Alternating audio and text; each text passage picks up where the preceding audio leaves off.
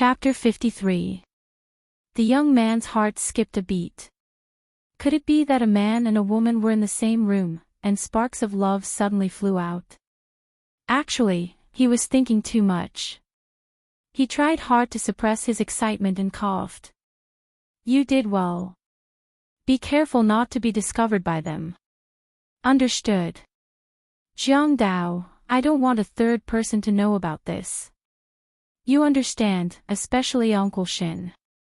If Uncle Shin knew that he had left his mother and Bailey Han on an isolated island, he would definitely fly over from Japan to spank him. I understand. After ending the video chat, Xiaobao rolled around on the sofa like a puppy, happily playing around. He was a genius. If he banished his mother and Bailey Han to an isolated island, they would definitely be aroused. Oh, ha ha ha, of course, he wouldn't be so stupid to leave them on an isolated island. He even asked Jiang Dao to lie in ambush on the island. If they encountered any danger, he could help them in time. Of course, Jiang Dao would also create some trouble for them. After rolling around happily, Xia Xiaobao and Gigai climbed onto the bed and started to sleep. He had no idea that his cute mother was in deep trouble. Xia Dong felt hot all over. Her throat was swollen and painful, and she was thirsty. Her voice was hoarse as she called out, "Water." In a daze, a strong hand supported the back of her head, and warm liquid slowly flowed into her mouth. After drinking the water, she fell asleep again. She didn't know how long she slept, but when she regained consciousness, it was already evening. Her whole body was wet as if she had been fished out of the water. She moved her body uncomfortably and wanted to get up, but a pair of arms firmly restrained her movements. Only then did she realize that she was actually lying in Bailey Han's arms. She looked up and saw the side of his face and chin. The soft light added some delicate lines to his side profile. As if he felt her struggle, he suddenly opened his eyes. Seeing that she had woken up, a look of surprise flashed across his eyes. You're awake. He was pleasantly surprised as he touched her forehead. Only when he felt that her body temperature had returned to normal did he put his heart back into his chest. His actions were practiced and natural. She didn't say anything and just glared at him. Puzzled, he asked, "What's wrong? Why are we in the same bed? Do you need me to remind you that you're sick and have a fever?" Bailey Han let go of her and got out of bed. "I was kind enough to take care of you, but you blame me." Xia Dong shrunk her neck guiltily. "Fine, I'll take care of you. Why are you squeezing into the same bed as me? As the person who dragged me to bed and refused to let me go, you have no right to say that." Bailey Han's expression was not good. When had a proud son like him ever done something like taking care of a patient? He had stayed up all afternoon, but she did not appreciate it. Well, fine, she really didn't expect that she would be the one to drag him to the bed. She coughed and avoided his gaze, trying to change the topic. "I'm hungry."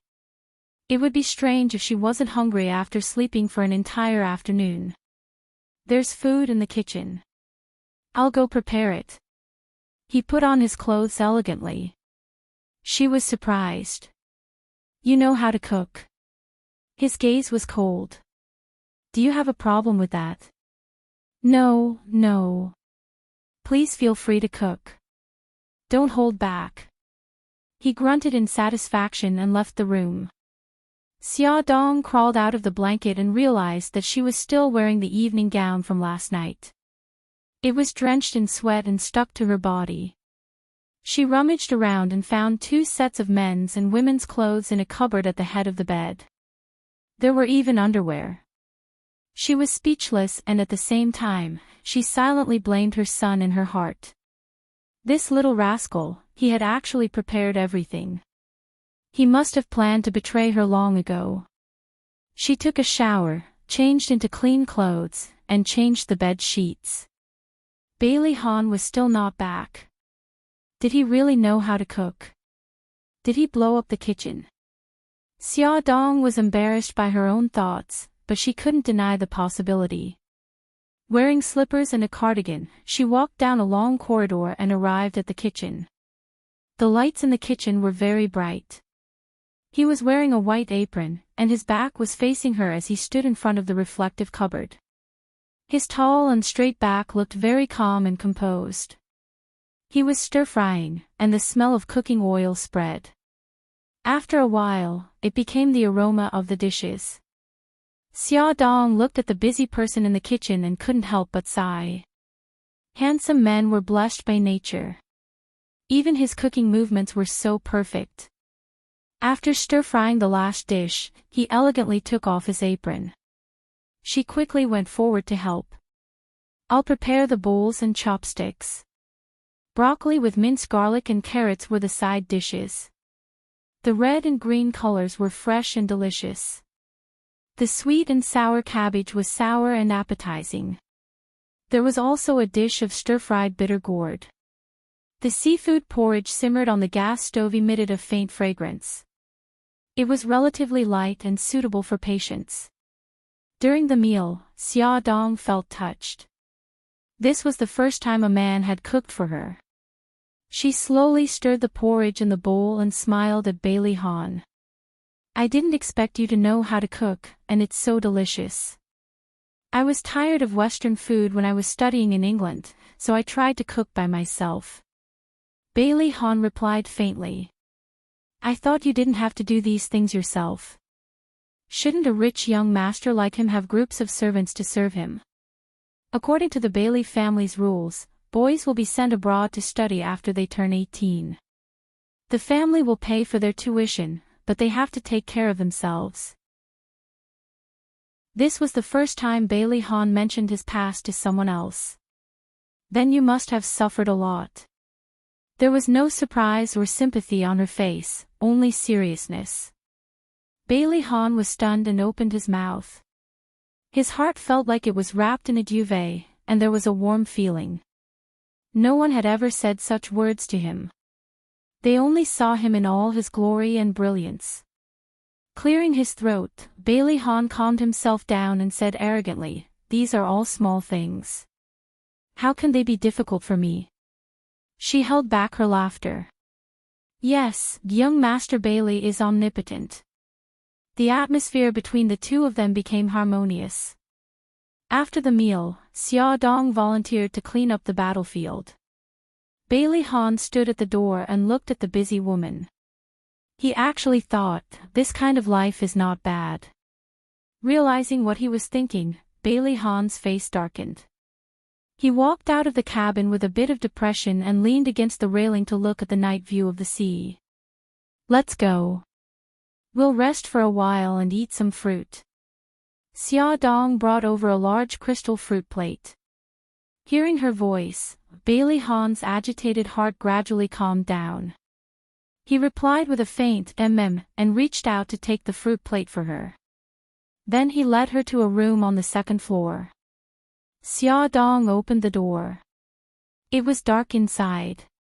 "What is this?" Click. The lights were turned on. It turned out to be a small home theater. No wonder the door felt unusually heavy when she pushed it open. It turned out that it was soundproof. "As the owner, you are not as familiar with this yacht as I am." His voice had a hint of mockery. "I can't help it. I won the yacht after all. I really don't know what's inside." She didn't mind being mocked by him at all. This only showed how good she was. Even he was defeated by her. She ran over excitedly and flipped through the DVDs inside. Finally, she found a comedy that she had never seen before. The two of them huddled on the sofa and watched the movie while eating fruit. Xia Dong was attracted by the funny plot and couldn't stop laughing throughout. Poor Bailey Han's ears were poisoned by her high-pitched laughter. He really couldn't understand what was so funny about those lousy plots. After watching the funny movie, it was still early. The two of them watched a horror movie. Xia Dong hugged a pillow and curled up on the sofa. The sound effects of the home theater were very good. The creepy sound lingered in the enclosed space and she had goosebumps all over her body. Suddenly, a hand came out of the darkness and patted her shoulder. Wah wah, she jumped up in fright and stammered, hee hee, Bailey Han, there's a ghost. There's a ghost in your head. Bailey Han knocked her forehead with his big hand and said angrily, it's me. Your guts are smaller than the tip of a needle. You're actually watching a horror movie. Who said that a timid person can't watch horror movies? Who told you to suddenly pat me? It's clearly your fault. Xia Dong roared angrily. Bailey Han really wanted to strangle this woman. I'm just reminding you that it's time to take your medicine. Click. The light turned on. Putting the remote control on the table, Bailey Han picked up the glass of water and the pills on the side. She pouted. I'm already much better. Can I not take my medicine? He looked at her coldly. What do you think? If you can't, then you can't. I'll take it, okay? She muttered as she took the pills. With a heroic expression, she suddenly put the pills into her mouth. She then took 2 big gulps of water and swallowed the pills. She couldn't help but stick out her tongue. It's so bitter, here you go. He handed over a slice of apple. The corner of his mouth twitched. Who could tell him why he walked the path of an old mother? Under Bailey Han's meticulous care, Xia Dong woke up the next morning and recovered from her cold. She stretched lazily and looked into the distance. Her movements suddenly froze. Damn it, she almost forgot about their current situation. They were still on an isolated island. Bailey Han's expression was calm. He knew that his family must have known about his disappearance. They would definitely find a way to find him.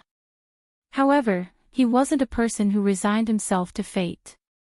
Before his family found him, he had to think of a way to save himself. He raised his chin towards the small island. Today, we'll go to the small island over there and see if we can find a way to leave this place. The yacht's own lifeboat had been taken away. They had to use a lifebuoy to reach the small island about 10 meters away from them. Fortunately, the water wasn't very deep. He carried the packed backpack and swam to the deserted island with Xia Dong. When they reached the small island, Xia Dong deliberately distanced herself from the white bones. She scanned the surrounding environment.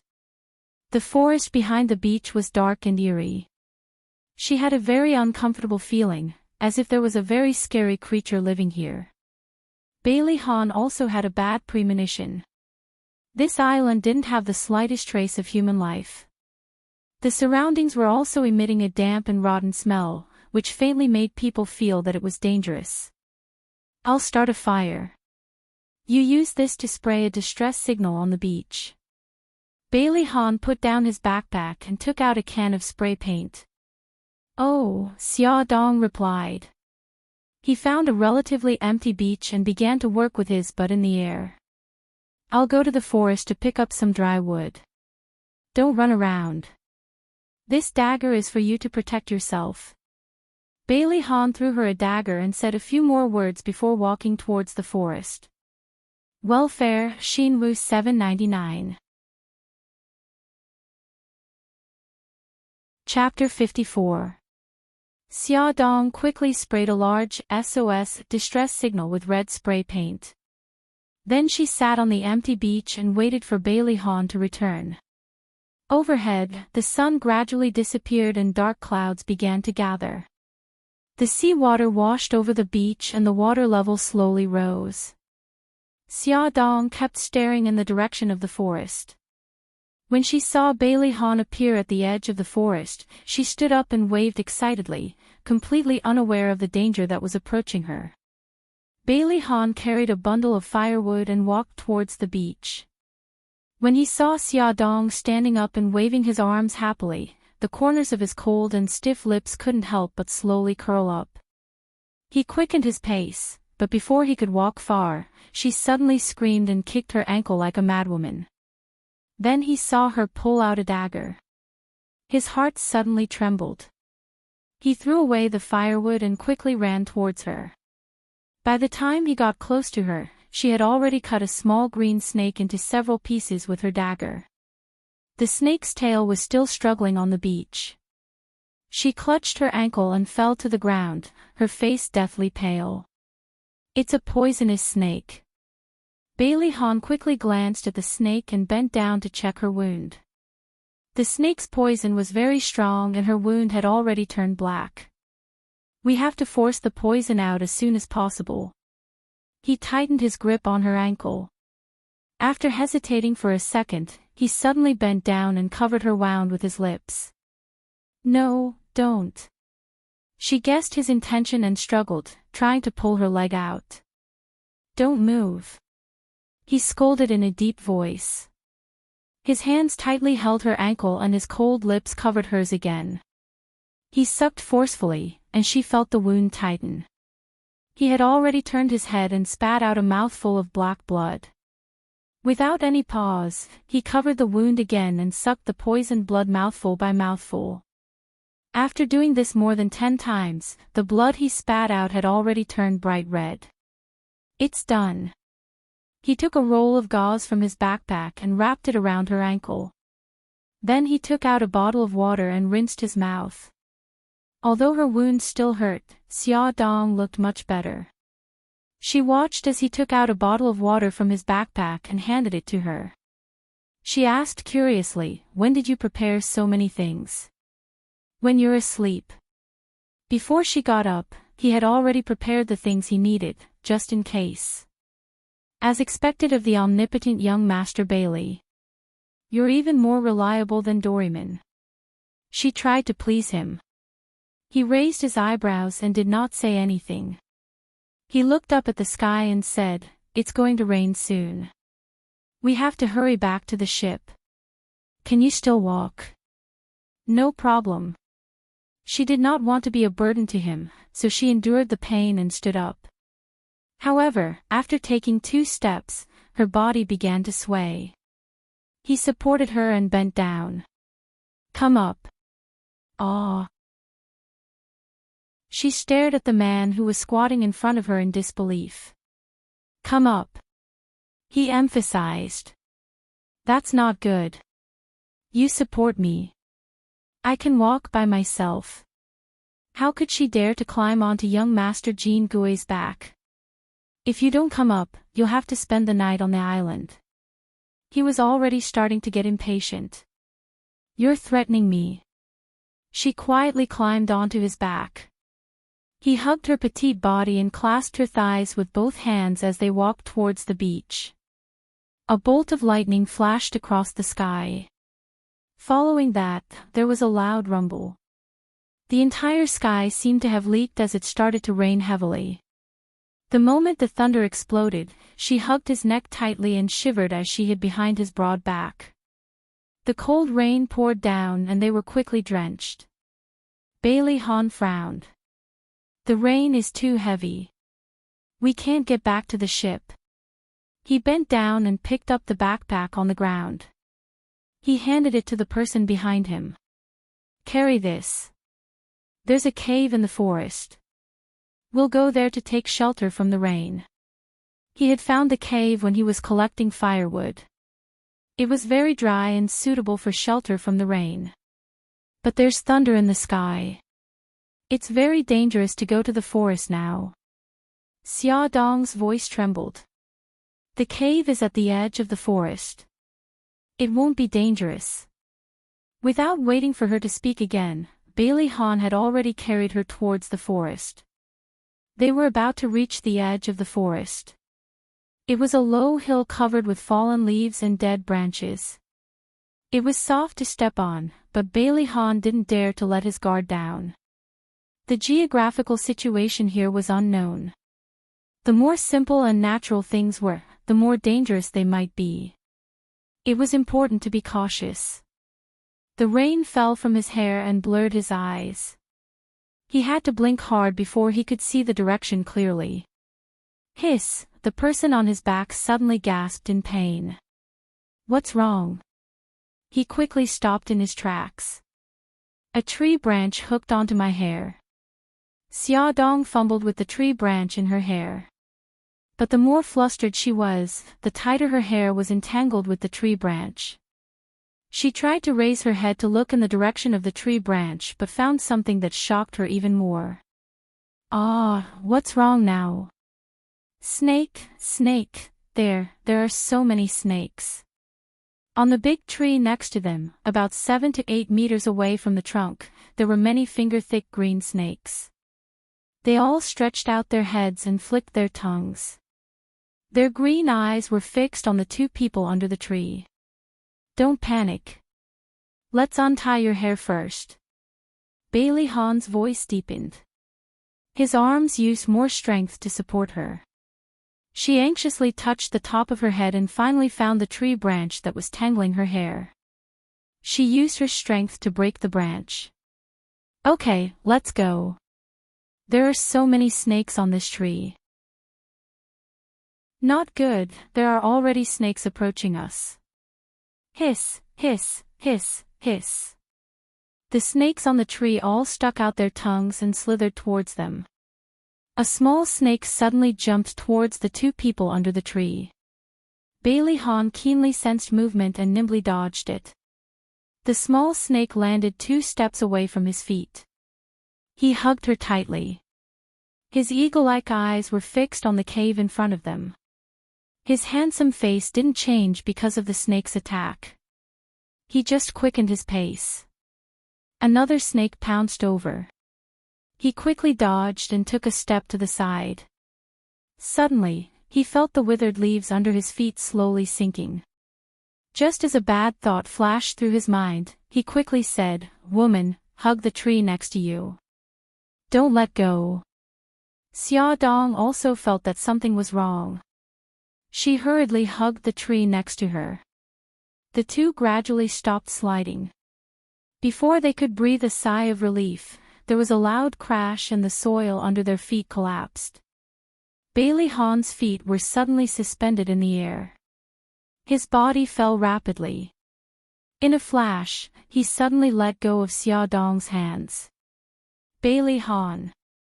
Because Xia Dong was hugging the tree trunk with both hands, she hung on the spot when Bailey Han let go of her. The scene in front of them became even clearer. The place they were standing at earlier had become a large hole more than 2 meters wide, and she was hugging the tree beside the hole. When she moved her feet slightly, rocks and soil would fall into the hole with a pitter-patter. Bailey Han, Bailey Han.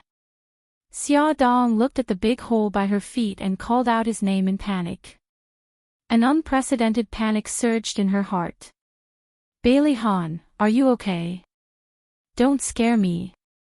I'm fine. A calm voice came out from the hole. Xia Dong could almost imagine the man's cold face. She bit her lip and tried to calm down. Don't worry, I'll find a way to get you out. Can you see how deep the hole is? It was dark inside the hole. The air was humid and there was a rotten smell. Bailey Han leaned against the wall of the hole, his right hand covering the outside of his left calf. He looked up and could only see a small light. He slowly said, "The hole is more than 5 meters deep." 5 meters. Where would she find a rope? Bailey Han's faint voice came again. There are ropes in the yacht's warehouse. However, the tide has risen. You can go back when the tide goes down. How are you down there? Are you hurt? Xia Dong touched the rainwater on her face and asked worriedly. I can still hold on. He avoided another question. Go to the cave to take shelter from the rain first. Wait for me. I'll definitely pull you up. After a few minutes of not hearing a reply, Xia Dong was a little anxious and called out again. Bailey Han, are you okay? After a few seconds of silence, she heard his reply. Give me a dagger. Okay, I'll throw it to you against the wall on the west side. Be careful. Xia Dong threw the dagger down against the wall. Take a rest first. I'll be back soon. Although he said he could hold on, Xia Dong was still very worried. She did not go to the cave to take shelter from the rain. Instead, she braved the rain and dragged her injured leg to look for vines nearby. She planned to connect the vines together and pull him out. At this moment, Bailey Han's situation was not much better. He tore a strip of cloth from his shirt and wrapped it around his left calf. However, the air was still filled with the smell of blood. There was a hissing sound in the cave. Something slid down the wall to his side. He knew what it was. And there was more than one. Just as the dagger was about to fall, a snake flew towards him. He dodged quickly and pulled out the dagger at the same time. With a fierce swing, the poisonous snake was cut in two and fell to the ground. The strong smell of blood filled the air. More hissing sounds could be heard. In the closed and damp cave, it was hair-raising. His malicious eyes stared at the restless creatures in the dark. Through the weak light above his head, he could barely see a shadow pouncing towards him. The dagger danced quickly. The number of snake corpses under his feet increased and the smell of blood in the air became stronger. The wound on his left leg ruptured, and more fluid flowed out, but he didn't even frown.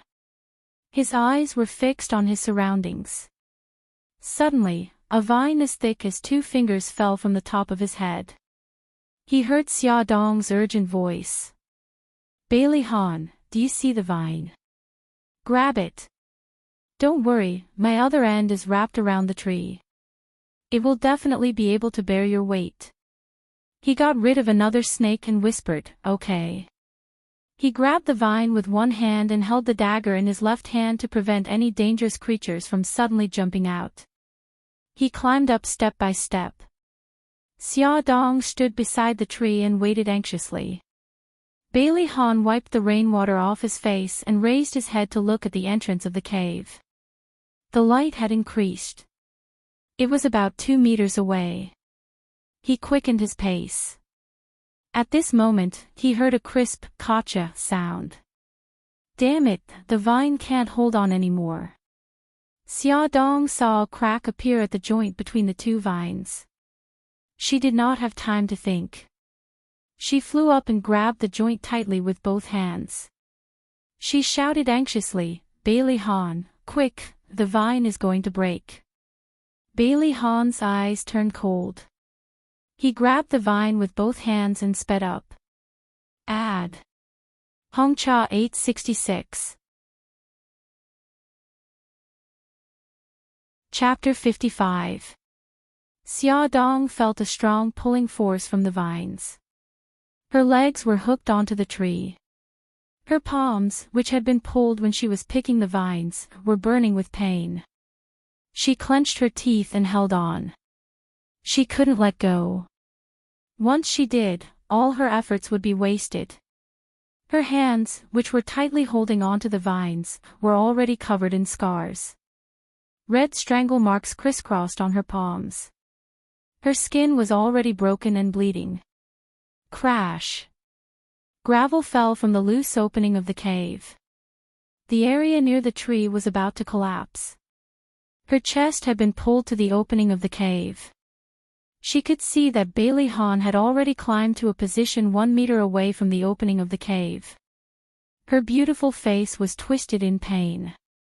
The wounds on her hands had already ruptured and blood was flowing out. Some of the blood even flowed along the vines and fell onto Bailey Han's face. His eyes darkened. He grabbed the vines with one hand and a piece of soil on the wall with the other, trying to reduce the pulling force on the vines. Finally, he kicked hard and threw himself to the opening of the cave. Xia Dong pulled on his arms. The 2 of them pulled together and finally returned to a safe place. Your feet, your hands, the 2 of them spoke at the same time, but then froze at the same time. They spoke again at the same time. I'm fine. There was an awkward silence. After a few seconds, Bailey Han said lightly, let's go to the cave first. He reached out to take his backpack, but Xia Dong grabbed it first. Let me. Bailey Han's gaze fell on her bloody hands. He silently reached out his hand. Xia Dong couldn't persuade him and handed the backpack to him. The two of them supported each other and walked into the cave. The cave was about 10 square meters in size. It was very dry and the ground was covered with soft withered leaves. Bailey Han vigilantly scanned the cave. Only when he didn't discover any dangerous creatures did he put the backpack on the ground. Fortunately, the backpack was waterproof. The things inside didn't get wet at all. Bailey Han took out the gauze and ointment. He reached out to her. Give me your hand. Oh. She reached out her hand to Gigai. He put her hand on his knee and applied the ointment on a cotton swab. He carefully wiped her wound. His eyes were downcast and his expression couldn't be seen. Does it hurt? Xia Dong suddenly felt that this scene was somewhat familiar. 5 years ago, when she was injured in Bali, he had also applied medicine for her. In a moment of absent-mindedness, he asked again, does the wound hurt? She came back to her senses. It hurts. Why didn't you listen to me? Why didn't you wait until the rain stopped and go back to the yacht to get the rope? His gaze was so terrifying, as if he wanted to skin her alive. She retracted her hand and whispered, I'm afraid you'll be in danger in the cave. Besides, it's raining so heavily. It's not good for your health to be drenched in the rain. Bailey Han was unable to restrain his anger. An extremely cold storm was completely unleashed as he angrily rebuked a certain someone who had her head lowered. Where are you going to find vines in such a heavy rain? Damn it, why was he so worried about her? Bailey Han couldn't understand why he was so angry. At the same time, he was disgusted. He suddenly stuffed the cotton swab into her hand and said with a dark face, wipe it yourself. Xia Dong thought he was angry because she didn't listen to him. She carefully looked at him while wiping her wound. Don't be angry. I'm fine now. You're fine too. Ha. Ha. She couldn't smile anymore because he glared at her fiercely. Her hand paused, and she sucked in a breath. Ugh, she had poked his wound. You're so stupid. You're so clumsy when applying ointment. Bailey Han couldn't stand it anymore. He snatched the cotton swab from her hand. After applying the ointment, he used gauze to bandage her hands. Don't touch water. Don't use too much strength. He was like a doctor, giving detailed instructions. She could only nod. Finally, she volunteered to look at his left leg. Is your leg hurt badly? Let me bandage it for you. I'm fine. He moved his left leg to avoid her touch. Be obedient and don't move. She slapped his thigh. I'm a doctor now. Listen to me. She carefully lifted up his trousers. There was only a piece of cloth roughly tied around his leg. The white cloth was dyed red, and blood was slowly seeping out of it. She stared at his wound in a daze. An uncomfortable feeling kept surging up her throat. Finally, it turned into anger. Are you an idiot? You're injured so badly and you still say you're fine. Her hysterical roar echoed in the cave for a long time. Xia Dong didn't know why she was so angry. She stared at the man in front of her as if she wanted to find an answer. She didn't expect to see his lips slowly curl into a smile. Oh, God. She was going crazy. You're still in the mood to smile. You must be crazy. You're lucky you didn't fall and become disabled. She rolled her eyes and bandaged his wound again. Fortunately, he was fully prepared. There was water and food in his backpack, but the food was frozen and needed to be heated. Bailey Han gathered all the leaves in the cave into a pile. He found a lighter and lit it. The cave immediately warmed up. She was too nervous to notice it earlier. Now that she was relaxed, Xia Dong felt very cold with her wet clothes wrapped around her body. She sat by the fire and began to dry her clothes. Bailey Han put the food on a wooden stick to heat it up. Bailey Han, I'm really admiring you more and more. You're good in the hall, good in the kitchen, and good in martial arts. Most importantly, you have wilderness survival skills. You're simply a must-have for traveling. Xia Dong ate the hot food and flattered him. Bailey Han's eyes flashed with an imperceptible smile. His expression was still cold. If you had been thrown on a deserted island for a month to survive, you would have done these things too. Xia Dong looked at him in disbelief. Can you tell me about these things? He didn't answer. She hurriedly said, if you can't tell me, then forget it. He looked at the fire and said calmly, actually, there's nothing much to say. These are the rules of the Bailey family. After the eldest son comes of age, he has to pass many tests before he can inherit the family's power. He hid many secrets that she didn't know about. Only now did she understand that the wealth and status he had now was not because he was blessed by the heavens, but because he worked hard for it. She suddenly thought of a question and blurted out, then will your son have to go through these tests in the future? He suddenly stared at her, his eyes becoming dangerous and cold. I don't care what purpose you have for approaching me. If you threaten my son, I will make you disappear from this world completely. The atmosphere that had just eased between the two of them stiffened again. She smiled helplessly. I didn't mean that. On the contrary, I'm very happy that you care so much about your son. He looked at her suspiciously. She calmly met his gaze, her clear eyes without any impurities. Perhaps he was thinking too much. The cold aura around him gradually disappeared. He looked outside the cave and saw that the rain was still pouring. It seems that we will have to spend the night here. At night, Xia Dong began to have a fever again. Her whole body was burning hot, and the wound that was bitten by the venomous snake began to swell and fester. Bailey Han frowned. He covered her with the coat that had been dried by the fire. He dipped the cloth in rainwater and placed it on her forehead to cool her down. He took care of her for the entire night until the wee hours of the morning, when he finally fell asleep. The two of them who were sleeping did not know that a dark shadow had sneaked out from a hidden corner of the yacht and came to the deserted island. He followed the traces and found the cave. Seeing the two injured people in the cave, a trace of worry flashed across the intruder's eyes. He sneaked back to the yacht using the original route. Xia Xiaobao, who was still on vacation at the hot spring hotel, was woken up by a phone call early in the morning. He heard Jiang Dao's voice. Young Master Bao, Miss and Bailey Han are both injured. What? Xia Xiaobao jumped out of bed, completely awake. How did they get injured? Are their injuries serious? Mrs. Ankle is injured, and she seems to have caught a cold. Bailey Han's left leg is injured.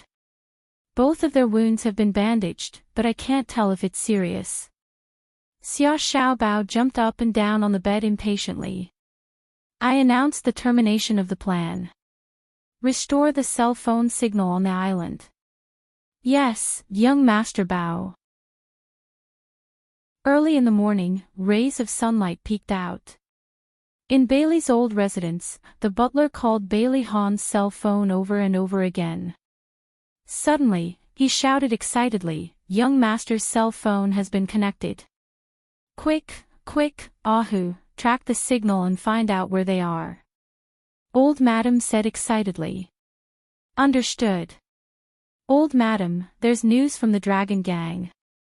They've found the yacht's location. Ahu reported loudly, Old Madam, young master's cell phone signal has been tracked. It's on a deserted island 400 nautical miles from the shallow sea. Very good. Inform Abao that the helicopter can take off now. Old Madam gripped her walking stick nervously and said solemnly, Ahu, go with the helicopter. You must bring young master back safely. After the heavy rain, the earth was fresh and clean. The rising sun brought with it a hint of warmth and shone into the cave. Bailey Han was awakened by the glaring sunlight. He closed his eyes and opened them again. Only then did he see the scene in the cave clearly. The fire had been extinguished, leaving behind a pile of ashes. There was no one else in the cave except for him. That woman had disappeared. Damn it, where did she go? Was she in danger? The thought flashed through his mind as he dragged his injured leg out of the cave. After the rain, the soil in the forest was soft. With yesterday's lesson, he was even more cautious.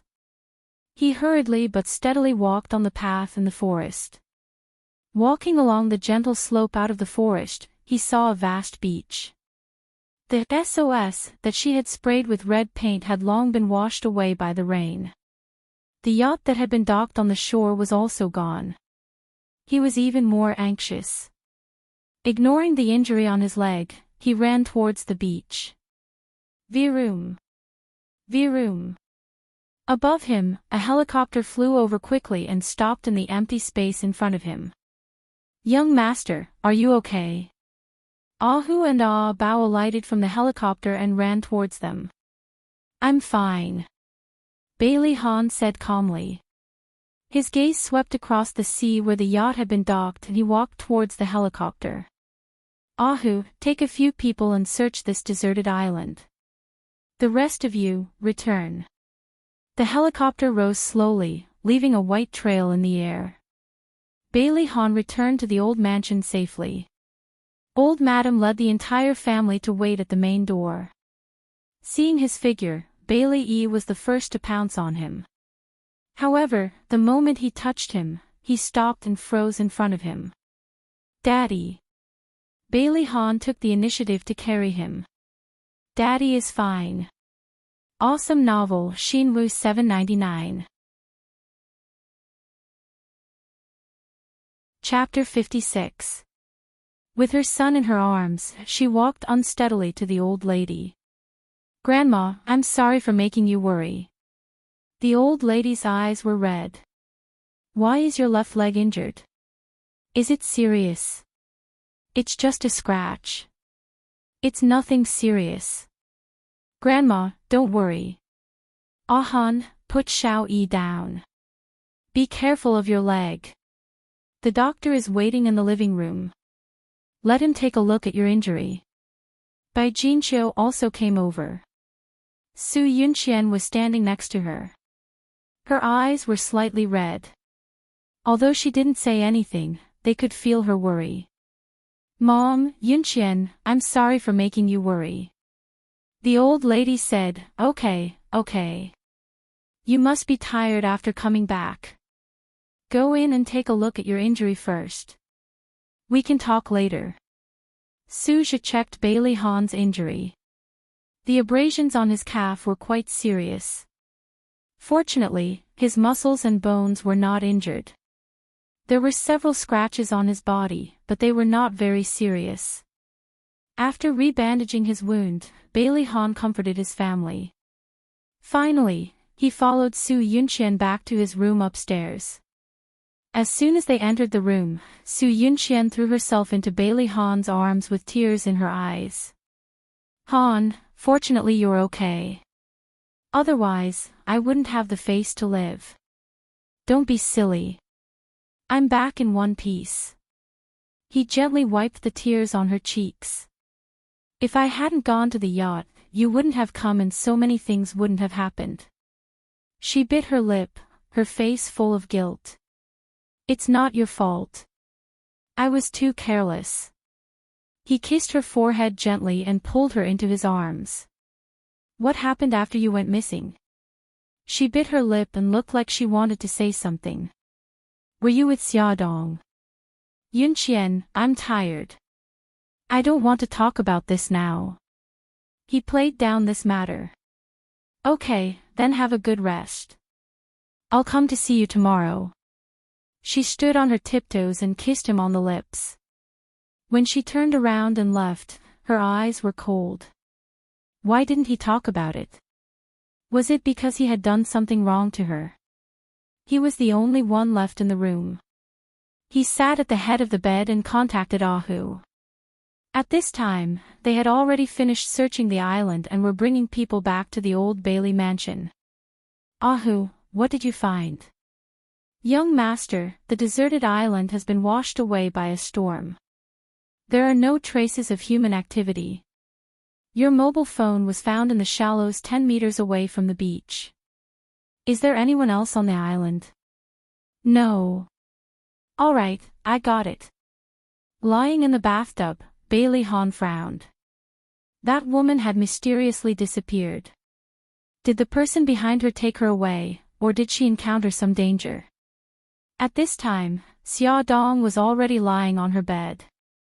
The nanny took good care of her, who had a cold, and even found a doctor to treat her wound from the snake bite.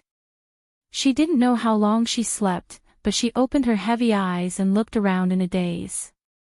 Her eyes finally lit up. She was home. However, something didn't seem right. The door was suddenly pushed open and a small head popped out. Then, it was a scream of surprise. Brother, Mommy is awake. There was a crackling sound. Then, a small body rushed in like a cannonball. Mom, are you okay? Oh, after the shock, it was anger. Xia Dong propped herself up with one hand and grabbed the ear of the little person lying in front of her bed with the other hand. Xia Xiaobao, I'm telling you, you're in big trouble. Mom, you don't have to shout so loudly. I can hear you. Xia Xiaobao dug his ear with a bitter face. You're full of energy. It seems like you've recovered. Mommy, don't abuse brother. He's very pitiful. Xiao Guai blinked her big watery eyes and pleaded for her brother. Xiao Guai, you have no idea what kind of heinous things your brother has done. Xia Dong was full of grievances and had nowhere to vent. I was wronged. Xia Xiaobao took the initiative to admit his mistake. He blinked his big, watery eyes that resembled his sister's. Mommy, I was wrong.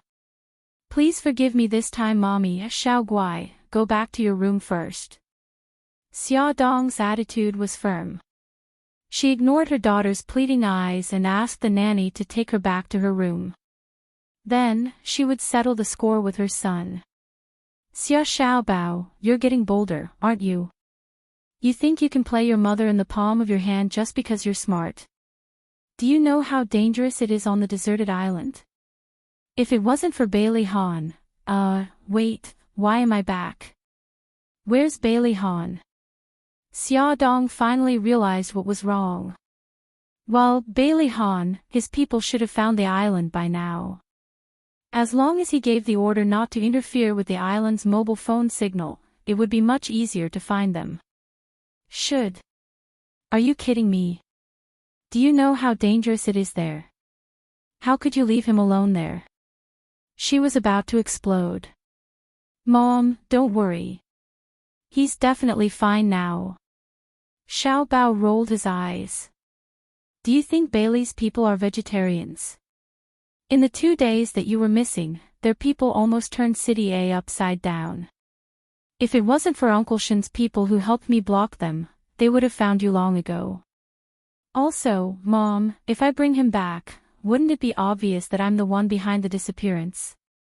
I'm not that stupid. His principle was to not leave any evidence behind. What he said made sense. Xia Dong thought of her purpose and gradually calmed down. We were lucky this time and didn't cause any irreversible consequences. You're not allowed to do such dangerous things in the future. I know, he blinked innocently. Mommy, since that's the case, can you not punish me? Of course not. She glared at him fiercely and flipped him over, pressing him on her knees. She pulled down his pants and slapped his buttocks with her palms. Xia Xiaobao cried out. Spanking was really the scariest corporal punishment that adults could use to intimidate children. Xia Xiaobao deeply felt that both his body and mind had been greatly damaged. After being spanked, he stuck his little buttocks out and hid under the blanket. Xia Dong gently coaxed him for a long time and wanted to apply medicine for him, but he refused. She had no choice but to ask the nanny to apply medicine for him. After applying the medicine, the nanny was distressed. "Miss Xia, you're too harsh. Young master's buttocks are all red." Filled with regret and heartache, she specially made her son's favorite soup and brought it to his bedside. She touched the small ball curled up under the blanket and said softly, "Baby, Mommy shouldn't have hit you so hard. It's Mommy's fault. Mommy knows that you're smart, but if the Bailey's family finds out that it was us who set this trap, will they let us off so easily? Mommy just didn't want you to be in danger. You and Gigai are the most important people to Mommy. Mommy doesn't want you to be hurt. Maybe Mommy was wrong. Mommy shouldn't have involved you in this matter in the first place." The small ball in the blanket moved and his soft hands hugged her waist. She heard her son's muffled voice. "Mommy, I won't do this kind of thing again. You're Mommy's good baby. Mommy made your favorite soup. Come out and drink it while it's hot." She pulled him out from under the blanket and scooped a spoonful of soup for him with a smile. "Here, Mommy will feed you." "Okay." He smiled happily, his big eyes curved into beautiful crescents. The mother and son leaned against each other and the atmosphere in the room was warm. Xia Dong went missing for 2 days and returned to the company. Everyone was concerned about her and asked her if she was feeling better. She smiled and thanked everyone for their concern. Once again, she was amazed by her son's meticulousness. He had applied for sick leave from the company's human resources department 2 days ago. "Annie, you've chosen a good topic. Give me the manuscript on Friday. Ding Hao, send me the photos of the Paris fashion show after the meeting. Jennifer, have you finished the interview for the cover of this issue?" During the regular meeting, Xia Dong was making arrangements when her phone suddenly rang. She glanced at the caller ID and saw that it was an unfamiliar number. She hung up without hesitation and continued the meeting. After the meeting ended, she returned to the office and dialed the number. "Hello, I'm Xia Dong. Are you looking for me?" A man's magnetic voice came from the other end. "I'm Bailey Han." Xia Dong's mind went blank for a moment. She mumbled, "Oh, hello. What's the matter? What's the matter?"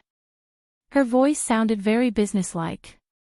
Bailey Han, who was sitting in the office, had the urge to smash his phone. He must be crazy to call her to confirm her safety. There was no response from the other end for a long time.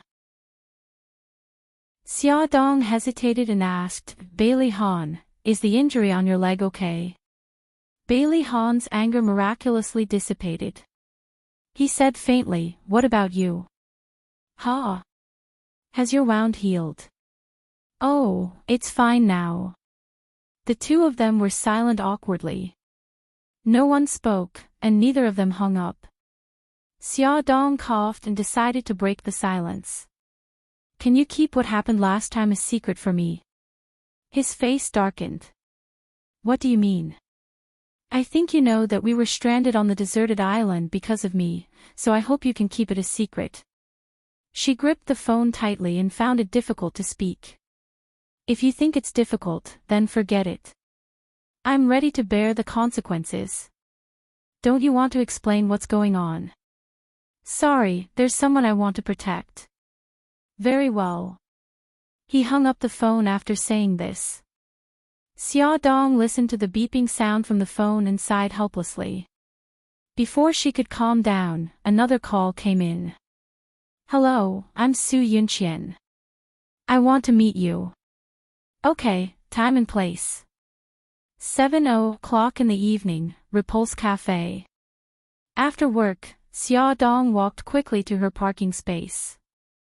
A red sports car suddenly turned from the other side and blocked her way. Bailey Yun got out of the car, took off his sunglasses and walked quickly to her. Bailey Yun, she had just opened her mouth when he suddenly pulled her into his arms. He rested his chin on the top of her head and said in a low voice, "Xia Dong, where have you been these 2 days?" She lied, "I didn't go anywhere. I was sick and had been resting at home." "Don't lie to me again." He lifted her head agitatedly, his deep eyes filled with anger and sadness. "I went to your house and your aunt's house, but I couldn't find you anywhere. Do you know how worried I was? Do you know how scared I was? I was scared that you would leave without saying goodbye again. You heartless woman, why did you lie to me?" Beauty novel, Xinwu 799. Chapter 57. She avoided his gaze guiltily. "Bailey Yun, don't be like this. Let go of me first. Let's talk slowly." She saw that there were already people looking over curiously. His handsome face was as dark as the sky filled with dark clouds. He tried hard to convince himself to take it slow and not scare her away. He slowly let go of her and crossed his arms. He looked like he wasn't going to let her go if she didn't explain herself. "Tell me now, where did you go?" "I just went out to play. It's that misty villa. I went there to soak in the hot springs with my family." She tried to divert his attention. "I have an appointment with someone at 7:00, and it's almost too late now. Can we talk another day?" His attention was indeed attracted by the second half of her sentence. He stared at her fiercely. "Who are you meeting with? A man or a woman?" "A woman." Xia Dong rolled her eyes at him. "Can you let me go now?" "Sure." He suddenly reached out and pulled her into his arms. A sly smile flashed across his slender fox-like eyes. "But you have to put my stamp on it." He suddenly kissed her lips. Her eyes widened in shock. He covered her eyes with one hand and held her waist with the other. He pulled her closer to him and deepened the kiss. He sucked and licked her lips. Just as his tongue was about to touch her teeth, she unceremoniously stepped on his foot. Ouch! He painfully let go of her and looked at her slightly swollen lips smugly. You lunatic." She was so angry that she didn't know what to say. She glared at him fiercely and ran towards her BMW. Xia Dong had a headache. Bailey Yun had suddenly gone crazy and left bite marks on her lips. If she went in now, Su Yunqian would definitely notice something was wrong. She took out the lipstick that she rarely used and applied a little. It looked much better. Su Yunqian hadn't arrived yet. She sat by the window and ordered a glass of soda. After waiting for about 10 minutes, Su Yunqian still hadn't arrived. She picked up her phone and was about to call her when she suddenly saw a familiar figure walk in. It was Su Xingchen and a beautiful young girl. The two of them chatted and laughed as they walked up to the second floor. Xia Dong frowned and began to feel that she had chosen the wrong place. She dialed Su Yunqian's number. "Hello, I'm Xia Dong. I'm here. How much longer do you need? I'm already outside the door."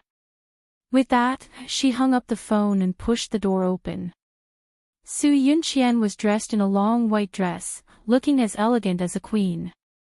She sat down gracefully opposite Xia Dong and smiled.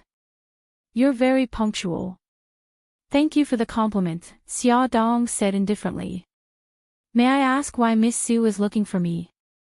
She still had a smile on her face. "I know that you were the one who caused Han's disappearance." Xia Dong raised her eyebrows. "I don't understand what Miss Su is talking about."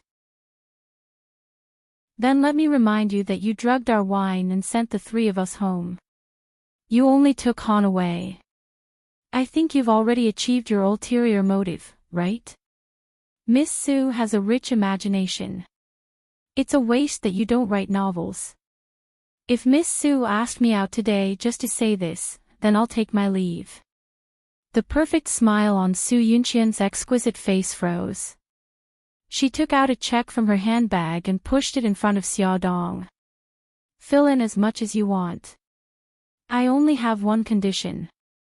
Leave Han, leave a city and never come back. Thank you for your kindness, but I'm not short of money. Xiaodong didn't even look at the check. Miss Sue, in fact, you can have confidence in Mr. Bailey. He didn't betray you. Su Yunqian's eyes were filled with mockery. She looked down at her. I've never believed a man's words. I advise you not to either. Even if Han promised you something, you won't be recognized by the Bailey family. There's nothing between us. Xiaodong was very puzzled. How could this proud woman who was like a queen be so sure that she and Bailey Han were already in an ambiguous relationship? If you were innocent, then there wouldn't be that little bastard. Xiaodong's heart felt as if it had been hit by a hammer. She looked at her coldly. The child is innocent. Please don't insult him. Don't force the grudges between adults onto a child. Su Yunqian snorted. What? Is your heart aching because I'm scolding him? If so, why did you abandon him in the first place? Enough, don't say any more. Xiaodong's face turned pale. She clenched her fists tightly, her nails digging deep into her palms. She couldn't feel the pain because the pain in her heart had long suppressed the pain in her body. Su Yunqian was like Guanyin, with a benevolent smile.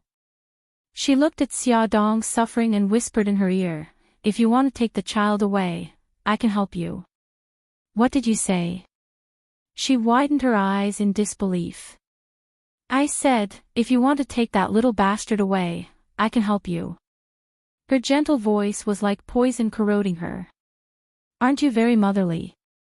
Don't you want to take your child away? Don't you want to see your child being called a bastard by others? With every question she asked, Xiaodong's heart ached even more. Finally, she closed her eyes and tried to calm down. What benefits do you get by doing this? Of course, Su Yunqian wouldn't tell her that her child occupied the position of the eldest son of the Bailey family and was the only person who had the right to inherit the Bailey group. Only by getting rid of that bastard would her child have the right to inherit the group. Su Yunqian smiled. Of course there are benefits, and that is to keep you away from the Bailey family. How about it? Isn't this a good deal? It was very tempting, but so what if she took the child away? Would she be hunted down by the Bailey family for the rest of her life? Would the child really get the life he wanted with her? Moreover, there was still Xiao Guai waiting for her to save. I'm sorry, I can't make this deal with you. Su Yunqian's perfect smile finally disappeared and her exquisite face turned cold. 5 years ago, you took him away. 5 years later, I won't give you the chance again. Xiaodong didn't want to say more. If there's nothing else, I'll take my leave.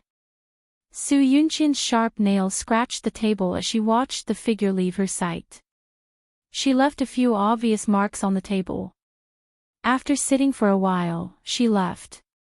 At the staircase on the second floor, Su Xingchen was looking at the spot where Su Yunqian and Xiaodong had been sitting. A charming female voice sounded. Xingchen, didn't you go to the bathroom? What are you doing here? Su Xingchen turned to look at the person and smiled weakly. Fei Yan, I felt a little uncomfortable just now, so I wanted to come out for some air. Bailey Fei Yan hurriedly said, are you okay? Do you want to sit down and rest? No need, I want to go home first. Can you help me get my handbag upstairs? Okay, wait for me outside the door. I'll be right there. Su Xingchen walked out of the coffee shop and saw Su Yunqian's car coming out of the parking lot. She didn't want to be seen by her, so she hid behind the door and waited until the car was far away before she turned around. Su Xingchen whispered to herself, if I'm not wrong, sitting opposite Su Yunqian is Glamour magazine's chief editor, Xia Dong. Why are they sitting together? Could it be that this Xia Dong is the one from 5 years ago? Xingchen, I'm here. Let's go. Are you okay? Do you need to see a doctor? Bailey Fei Yen walked out with 2 handbags. I'm fine.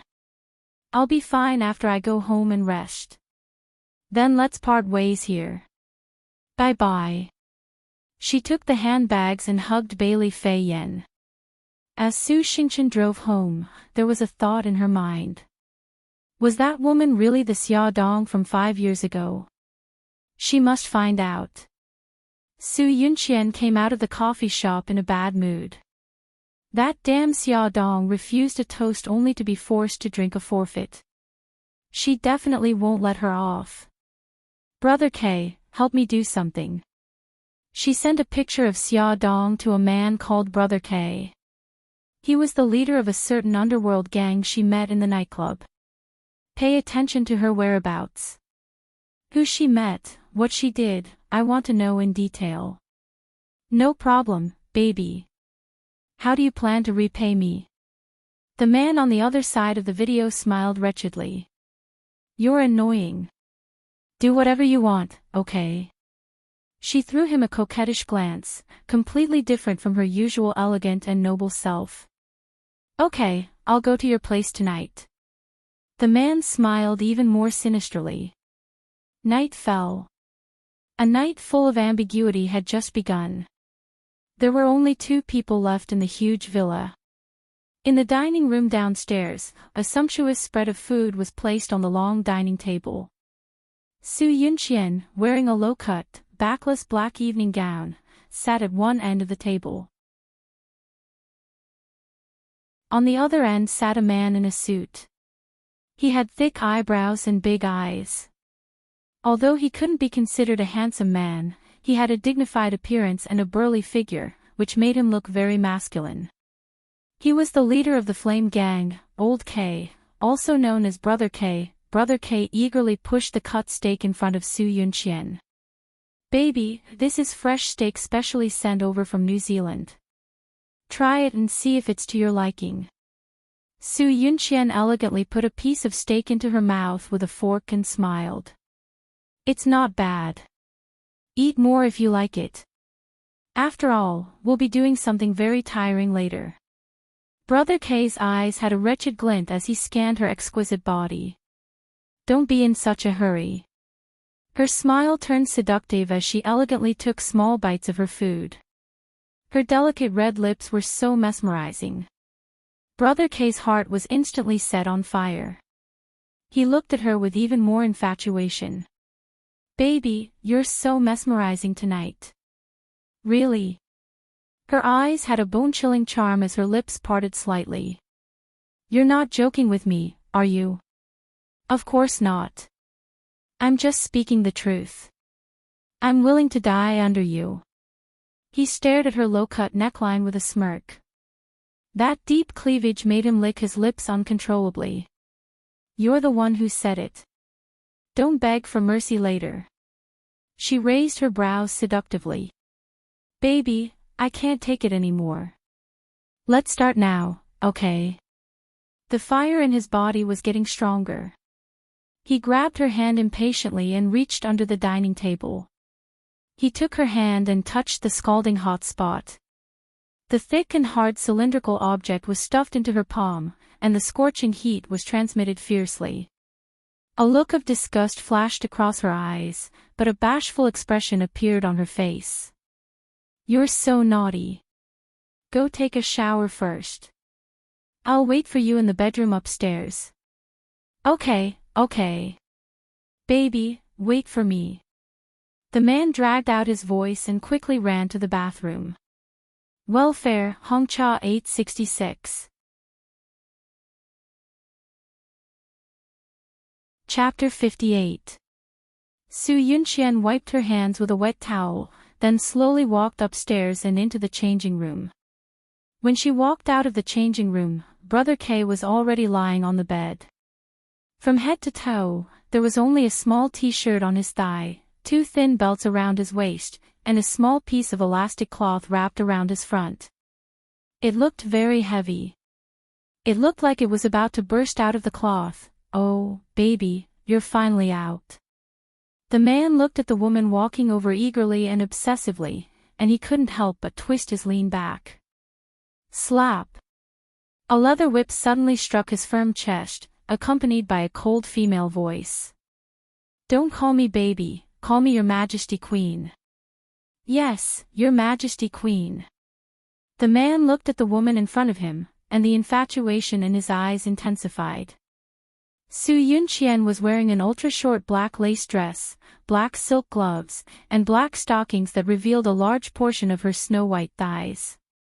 She wore 10-centimeter-high leather boots and held a black leather whip in her right hand, standing in front of the bed like an arrogant queen. She arrogantly raised her chin and asked, "Who am I?" "You are my Majesty Queen." "And who are you?" "I'm your slave."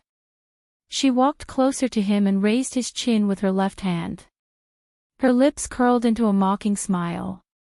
"My little slave, is this how you seduce Your Majesty Queen?" She fiercely let go, and the leather whip in her hand hit him hard. "I'm very disappointed and very dissatisfied." The whip left a red mark on his body, and the man was stimulated by the pain. He twisted his body and said, "Your Majesty Queen, I'll definitely satisfy you." His burning gaze was locked on her cold and arrogant face, and his body was getting hotter and hotter. His waist seemed to be swaying, and he unconsciously moved forward. His fingers slowly lifted a belt around his waist, and slowly pulled it down. Then, he flirtatiously lifted another belt, and pulled it back and forth. "Be more lascivious." Another whip hit him. The man became even more passionate and flirtatious. His little cuckoo was pulled down to his groin, leaving only a little bit covering the important parts. A part of the black forest was exposed. The queen's lips curled into an evil smile. "Not only are you my slave, but you are also my dog. Try to bark like a dog. If you don't do well, I won't let you go to court, woof woof woof woof." The man jumped up like a dog and crawled to her feet. He rubbed against her thighs and even stuck out his tongue and blinked at her. "Since you're so obedient, I'll give you a lesson." She hooked the whip around his neck and dragged him back to the bed like a dog. The man was sprawled on the bed. She raised the whip and whipped him fiercely, making cracking sounds. She stepped on his back with her sharp heels, slowly grinding it. "Ah! So good. So comfortable. Use more strength." The pain brought with it a strange feeling that washed over him like a tide. His vision turned white, and just as he was about to explode, a soft little hand grabbed his private part. "Ah! Your Majesty. Please. Hold me tight." The low and hoarse voice had a helpless moan. His entire body was tense, and his body was in peak condition. He was the woman holding the whip. Su Yunqian had an arrogant look on her face. She gripped the thing in her hands tightly and rubbed it skillfully. Her speed became faster and faster, and then there was a loud cry. Her hands were wet. The man panted heavily and rested for a while. Suddenly, he turned around and pressed her down. He kissed her earlobe flirtatiously. "Baby, it's my turn to serve you now. Then you'll have to do your best."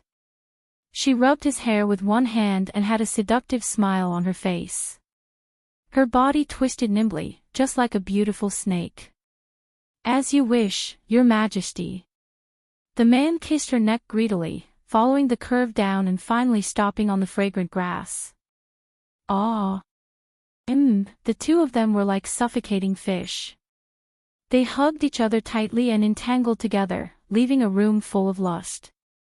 After a long time, Su Yunqian was lying in the man's arms. Her slender fingers drew circles on his chest. "Brother K, don't forget what I told you." The man kissed her red and swollen lips. Don't worry. I'll take what my baby told me seriously. However, that woman is really beautiful. What? You want to have sex with her? Su Yunqian looked up at him and said disdainfully, "You men are really too much. You eat from the bowl but look at the pot." Each one of them was a cheap dog. Baby, I'm just saying that casually. How can she compare to you? The man pinched her butt. Why are you monitoring her situation? Did she offend you? She slapped his unruly hand away. She wants to steal my man. Your man? The CEO of Xinghao Group. Why are you still asking when you know? She pushed him away and walked to the bathroom naked. Don't let anyone know about this. The man whistled obscenely at her beautiful back. Baby, if you walk out like this, no man will be able to tolerate you. She didn't answer. She slammed the bathroom door shut and looked at her naked body in the mirror. Her appearance did indeed arouse the desire of many men, but Bailey Han held it in. For 5 years, he hadn't touched her. This was her shame. She could only regain her dignity in front of other men. When she came out of the shower, Brother K was still lying on the bed. She frowned unhappily. Why haven't you left yet? The man pounced on her and wanted to hug her. Baby, don't be so heartless. I'll stay here tonight. No way. I never let a man stay at my house overnight. It's not like you don't know. Get lost. She kicked his butt. The fiercer she was, the more he liked it. He put on his clothes. Okay. I'll go. Baby, you're really heartless. Finally, she got rid of Brother K. She changed the bed sheets and quilled with great fanfare. She rolled the things she changed into a ball and threw them into the bin. Lying on the soft bed, she took out her phone and sent a text message to Bailey Han. Han, good night. Dream of me. She soon received a reply. Okay. Go to bed early. Good night. She turned over and threw the phone on the bedside table. She couldn't help but think of the scene of Bailey Han and Xia Dong being intimate on the deserted island. Although Bailey Han didn't talk about what happened on the deserted island, she always felt that something was slowly changing. And all of this was related to Xia Dong. If it weren't for her, she and Han would have been married long ago. That woman was simply her nemesis. Su Yunqian's beautiful fingers clutched the bed sheets tightly. Her eyes were filled with hatred.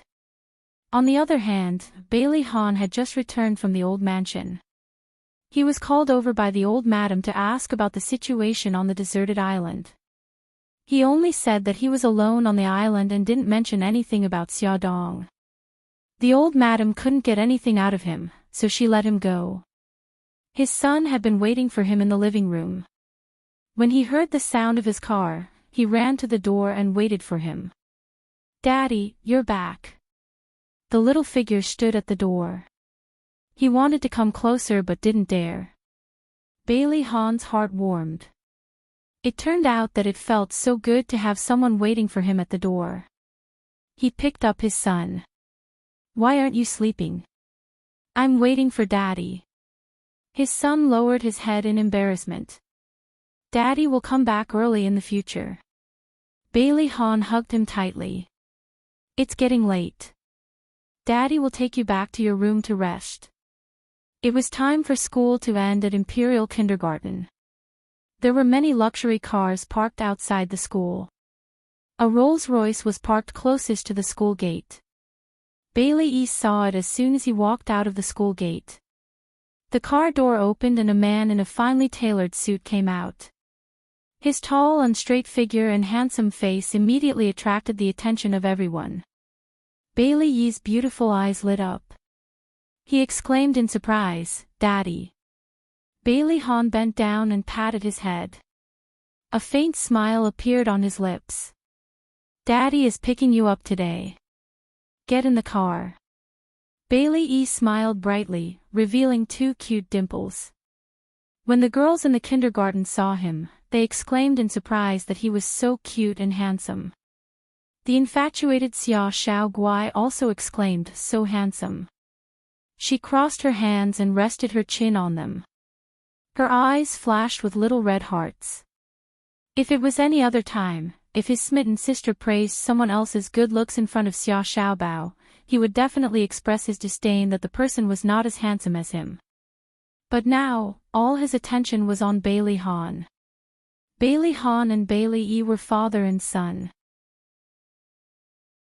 They were father and son. That meant that he, Xiaoguai, and that annoying Bailey E were all siblings.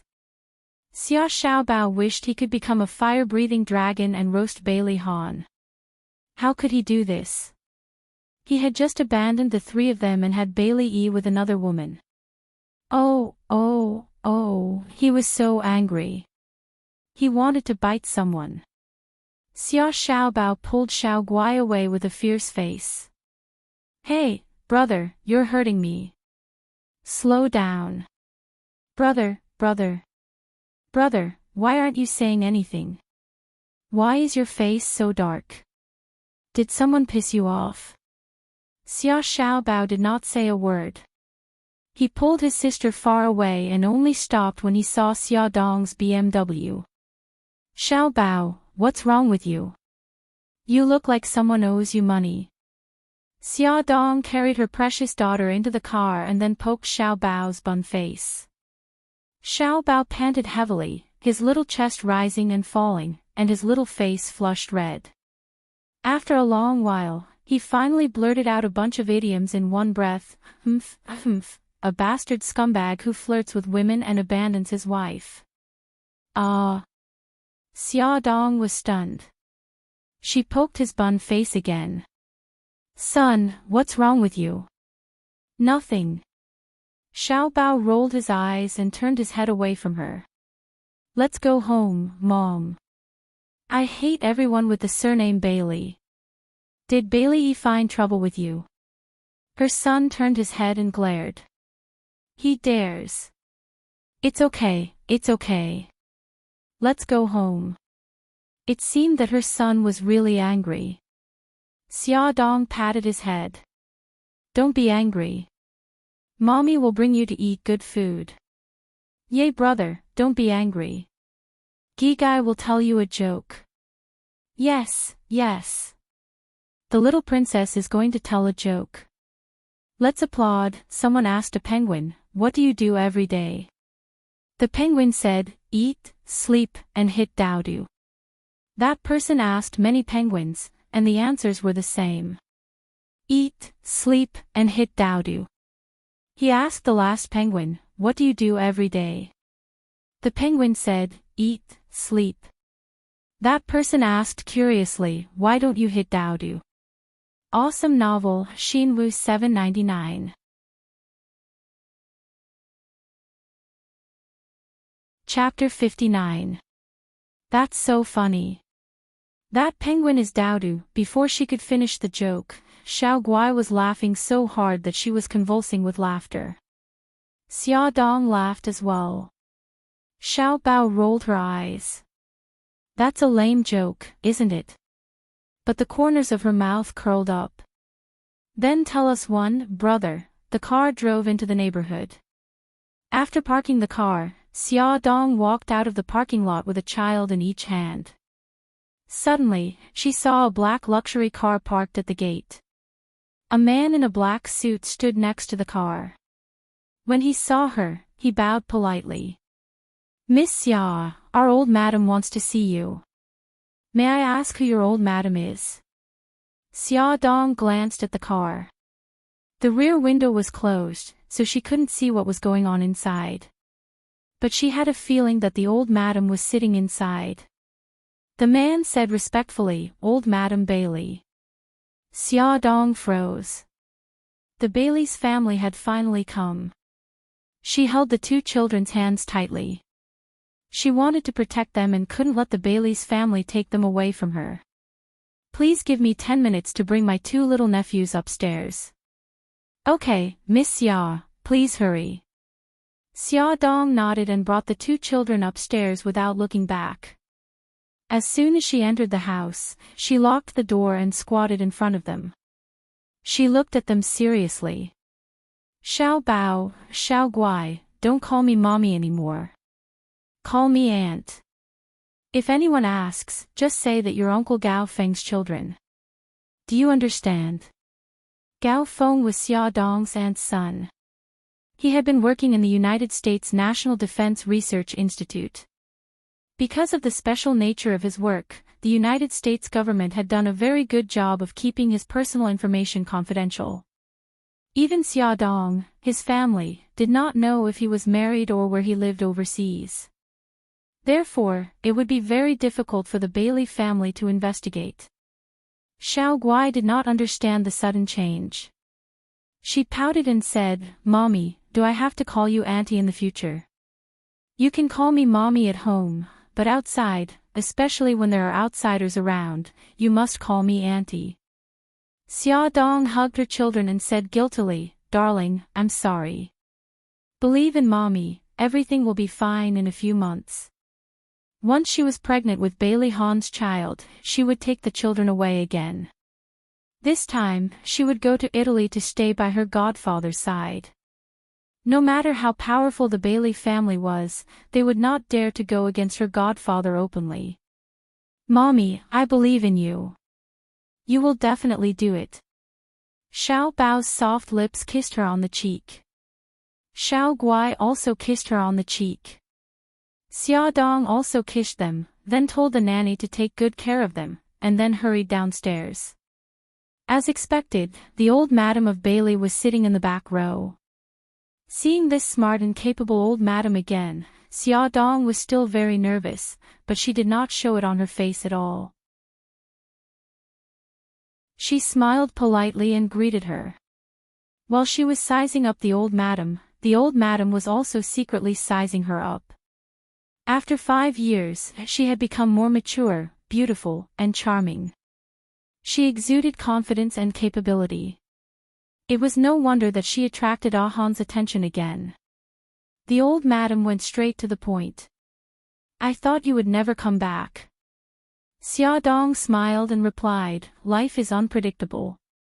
I didn't expect it either. Have you forgotten what you said back then? The old madam's eyes became sharp. Back then, I promised that I would go far away and never come back to disturb Bailey Han and the Bailey family. But now I regret it. My family is here, and I want to live with them.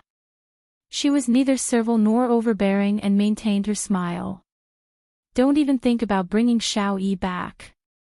Even if I wanted to, I wouldn't do that, Xia Dong said indifferently as her nails dug into her flesh. You don't have to worry about that. Tell me, what do I have to do to make you stay away from Ah Han? The old madam's face was full of contempt. I'll give you another 5 million. Is that enough? Rich people were really generous. First, it was Su Yunqian, and now it was the old madam of Bailey. If it was in the past, Xia Dong would have snorted at their behavior, but now she could face it with a smile. Thank you for your generosity, but there's no need. I just want to live a peaceful life. As for Bailey Han, we're just working together. We won't go beyond that in the future. The old madam glanced at her coldly. I hope you remember what you said today. If you break your promise again, then my attitude won't be so gentle. After getting out of the car, Xia Dong felt very tired. What should she do to convince Bailey Han to lend her a child? Xia Dong didn't know that her every move was being secretly recorded and photographed. After meeting with the old madam, Xia Dong still secretly paid attention to Bailey Han's movements, but it wasn't as obvious as before. Bailey Han didn't contact her again. The two of them were like strangers who didn't have any interactions. They were back to square one again. Half a month passed peacefully. Xia Dong began to feel anxious. If this situation continued, when would she be able to get pregnant and cure Xiao Guai? She picked up her phone and found the familiar number. She hesitated for a long time, but still didn't make up her mind to dial it. She brushed her hair dispiritedly. Suddenly, her eyes caught something and her eyes lit up. It was the new issue of the magazine. On the back page was the advertisement of Xinghao Group. She finally found an excuse. "Lilith, I'm going out. Call me if you need anything." Xia Dong took her handbag and ran out of the company. After choosing for a long time in the mall, she finally picked a gift. She put it together with the magazine, carefully wrapped it, and sent it to Bailey Han's office. When Bailey Han received the package, Su Yunqian happened to come to see him. She saw the box on his desk at a glance and said with a smile, "What a beautiful box. What's inside?" Bailey Han saw that the sender was Xia Dong and felt a little strange. "Open it and take a look." As he said this, Su Yunqian had already untied the bow on the box. When she saw what was inside the box, her hand froze. "What is it? Take it out and let me see." "It's a magazine and a pillow." Su Yunqian's face was cold with her back facing him. When she picked up the things and turned around, she was full of smiles again. "Miss Xia is really considerate. She sent you such a beautiful pillow." The pillow was cross-stitched. There were 2 cartoon dolls embroidered on it. The 2 of them were holding hands and looked very intimate. On the back of the pillow was a big English word, happy. Bailey Han just glanced at the pillow and didn't show any special expression. He picked up the magazine and looked at the advertisement on the back. "This is the advertisement that our company published in Glamour magazine. The shooting is not bad." His voice was very calm. It sounded like he was explaining, but when it fell into Su Yunqian's ears, it was especially unpleasant. The advertising director was in charge of the advertisement. That be *TCH, why did she send Han a sample magazine for no reason? It seemed like she hadn't given up yet. Su Yunqian pinched her palm with her fingernails and smiled slightly. "Han, I'll leave first. I won't disturb your work." "Okay, drive carefully." Bailey Han kissed her cheek and sent her to the door. After closing the office door, he put the pillow behind him. It was soft and quite comfortable. The corners of his lips curled up slightly. Su Yunqian walked into the empty elevator and dialed Brother K's number. In the elevator mirror, her delicate face was full of hatred. "Brother K, how did you do the thing that I asked you to do last time?" "Good, I'll go to your place tonight. I want to see all the photos." There were dozens of photos scattered on the table. Each photo had the same protagonist, Xia Dong. There were photos of her driving, picking up a child at the entrance of a kindergarten, holding the child's hand and going upstairs. Su Yunqian pointed at a photo. "Whose child is that in the photo?" Brother K reached out and pulled her into his arms. "I heard that it's her cousin's. The boy's name is Xia Xiaobao, and the girl's name is Xiao Guai. She has a cousin." Su Yunqian raised her eyebrows. "If it's her cousin's child, why is her surname Xia? I heard that her cousin works in the United States. As for why the child's surname is Xia, isn't it simple? Her cousin followed her aunt's surname. What's her cousin's name?" "Xia Feng." Su Yunqian felt very surprised. Xia Dong's uncle was really strange. He actually allowed his son to follow his wife's surname. However, the surprise only lasted for a moment, and soon she focused her attention on Xia Dong.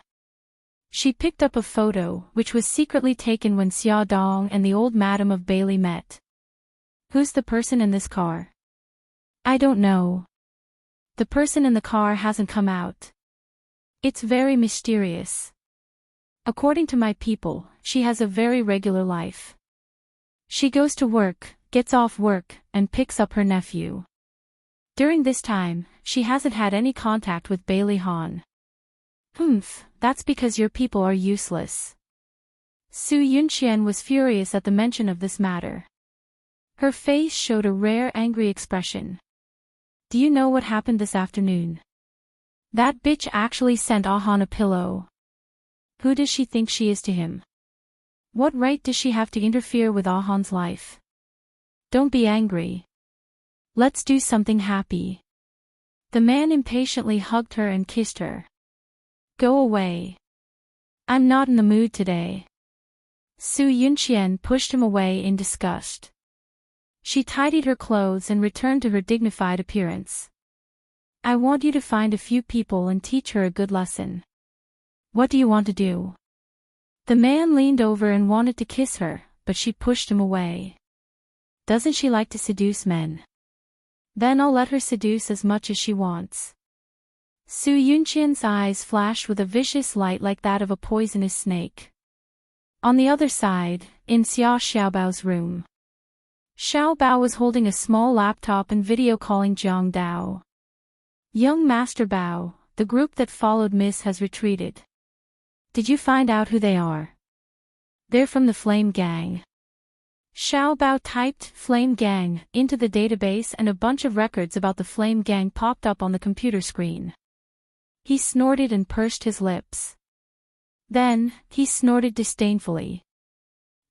So their boss, Brother K, is a pervert who loves to be abused. That damned bastard.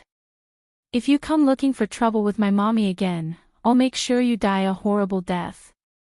Jiang Dao couldn't help but shiver when he saw the little devil smile. They had discovered the Flame Gang's men secretly following Miss Xia on the first day. However, they didn't take any action, deliberately allowing the other party to collect a bunch of wrong or unimportant information. Young Master Bao, although their men have retreated, I'm worried that they won't let it go. It's better to continue watching them. Welfare, Xinwu 799. Chapter 60. Yes, you're right. Help me keep an eye on them. Don't let them do anything bad to mommy. Also, find out why the Flame Gang is making trouble for us all of a sudden. Yes, young Master Bao. After ending the call, Jiang Dao hesitated for a moment before deciding to report the recent events to Mika Kito, who was far away in Japan. After all, it involved the conflict between the gangs. The next night, Su Yunqian came to Bailey Han's villa with a collector's edition Transformers model. She said that it was a gift for Bailey Yi. Bailey Yi calmly took the gift and thanked her politely. He even said considerately, Daddy, I won't disturb you and Auntie Sue anymore. I'll go back to my room first. Okay, sleep early. Bailey Han was very satisfied with the change in his son. When they were alone, Su Yunqian leaned into his arms and said gently, Han, I'm so happy. Xiao Yi seems to be trying to accept me. Xiao Yi is a sensible child. He actually understands that you're good to him. He just didn't know how to express it in the past. Bailey Han was actually talking about himself. When he tried to communicate with his son, his feelings for him grew deeper and deeper. He felt proud of being a father from time to time. Han, can I stay here tonight? Su Yunqian's slender fingers wandered around his chest and she said coquettishly, I haven't been alone with you in a long time. Whatever you say. He hugged her and his voice was gentle and doting. Then, can you go take a shower now? She blinked and her voice was as soft as water. Okay. He stroked her hair and walked towards the bathroom. The sound of running water came from the bathroom. Su Yunqian took out his phone from his pocket and quickly sent a text to Xia Dong before deleting the message history. When Bailey Han walked out of the bathroom, Su Yunqian had already changed into sexy pajamas. She had 2 glasses of red wine in her hands, and there was a faint smile on her pink cheeks as she approached him. He had a towel wrapped around his lower body, and his upper body was naked. He walked over slowly with his slender legs, and the water droplets on his body slowly slid down his perfect curves until they slid down his lower abdomen into that mysterious area. It was the most perfect body she had ever seen, bar none. She suddenly felt a little hot and couldn't help but lick her dry lips. She leaned against his chest, her red lips slightly pursed as she took a small sip of red wine. Then, she kissed his chest, the cold liquid and hot tip of her tongue sliding across his body. Then, her lips sucked on his dogwood, her tongue deftly sliding over the tip. With a light scrape, his body froze. Bailey Han looked at the woman in front of him.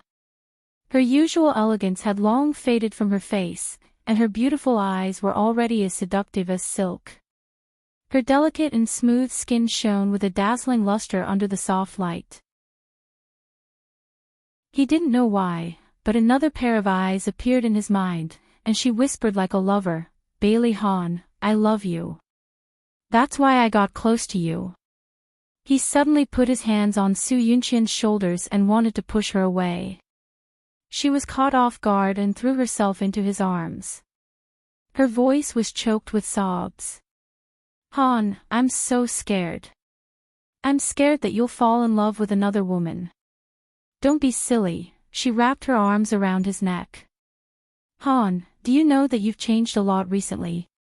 In the past, you wouldn't even look at other women, but now, you and that Xia Dong, there's nothing between us."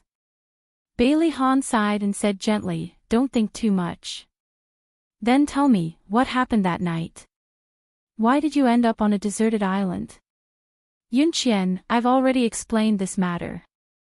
I was alone on a deserted island, and nothing happened, okay?" Bailey Han's tone was starting to become unhappy.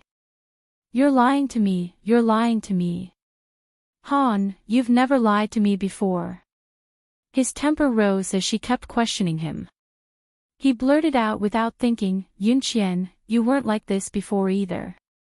Where did the elegant, generous, and forgiving Su Yunqian that I liked go?" She froze. She had actually lost her mind. She kept warning herself not to ask him too much, but she just couldn't help it. She was afraid that she would no longer be able to control his heart. She smiled, a sad smile with tears in her eyes. "Yes, I've changed. That's because we've been dating for 6 years. After 5 years of separation, we finally met again. I've already begun to worry about losing you. 6 years of love, when will it end?" As soon as she cried, his heart softened.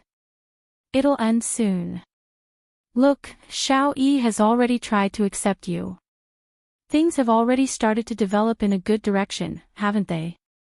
She still had a lot to ask him, but she knew that he was already angry just now. If she continued, it would only make him feel disgusted. She knew when to stop while she was ahead. She leaned into his arms and apologized carefully. "Han, I was wrong. Don't be angry with me, okay? I'm not angry. It's getting late. Rest early. You sleep in my room. I'll go to the guest room. I want to have a child for you." She pulled him with a shy expression. "A child who looks like you. After we get married, I hope the child will look like you. Good night." He kissed her forehead. After we get married. Why not now?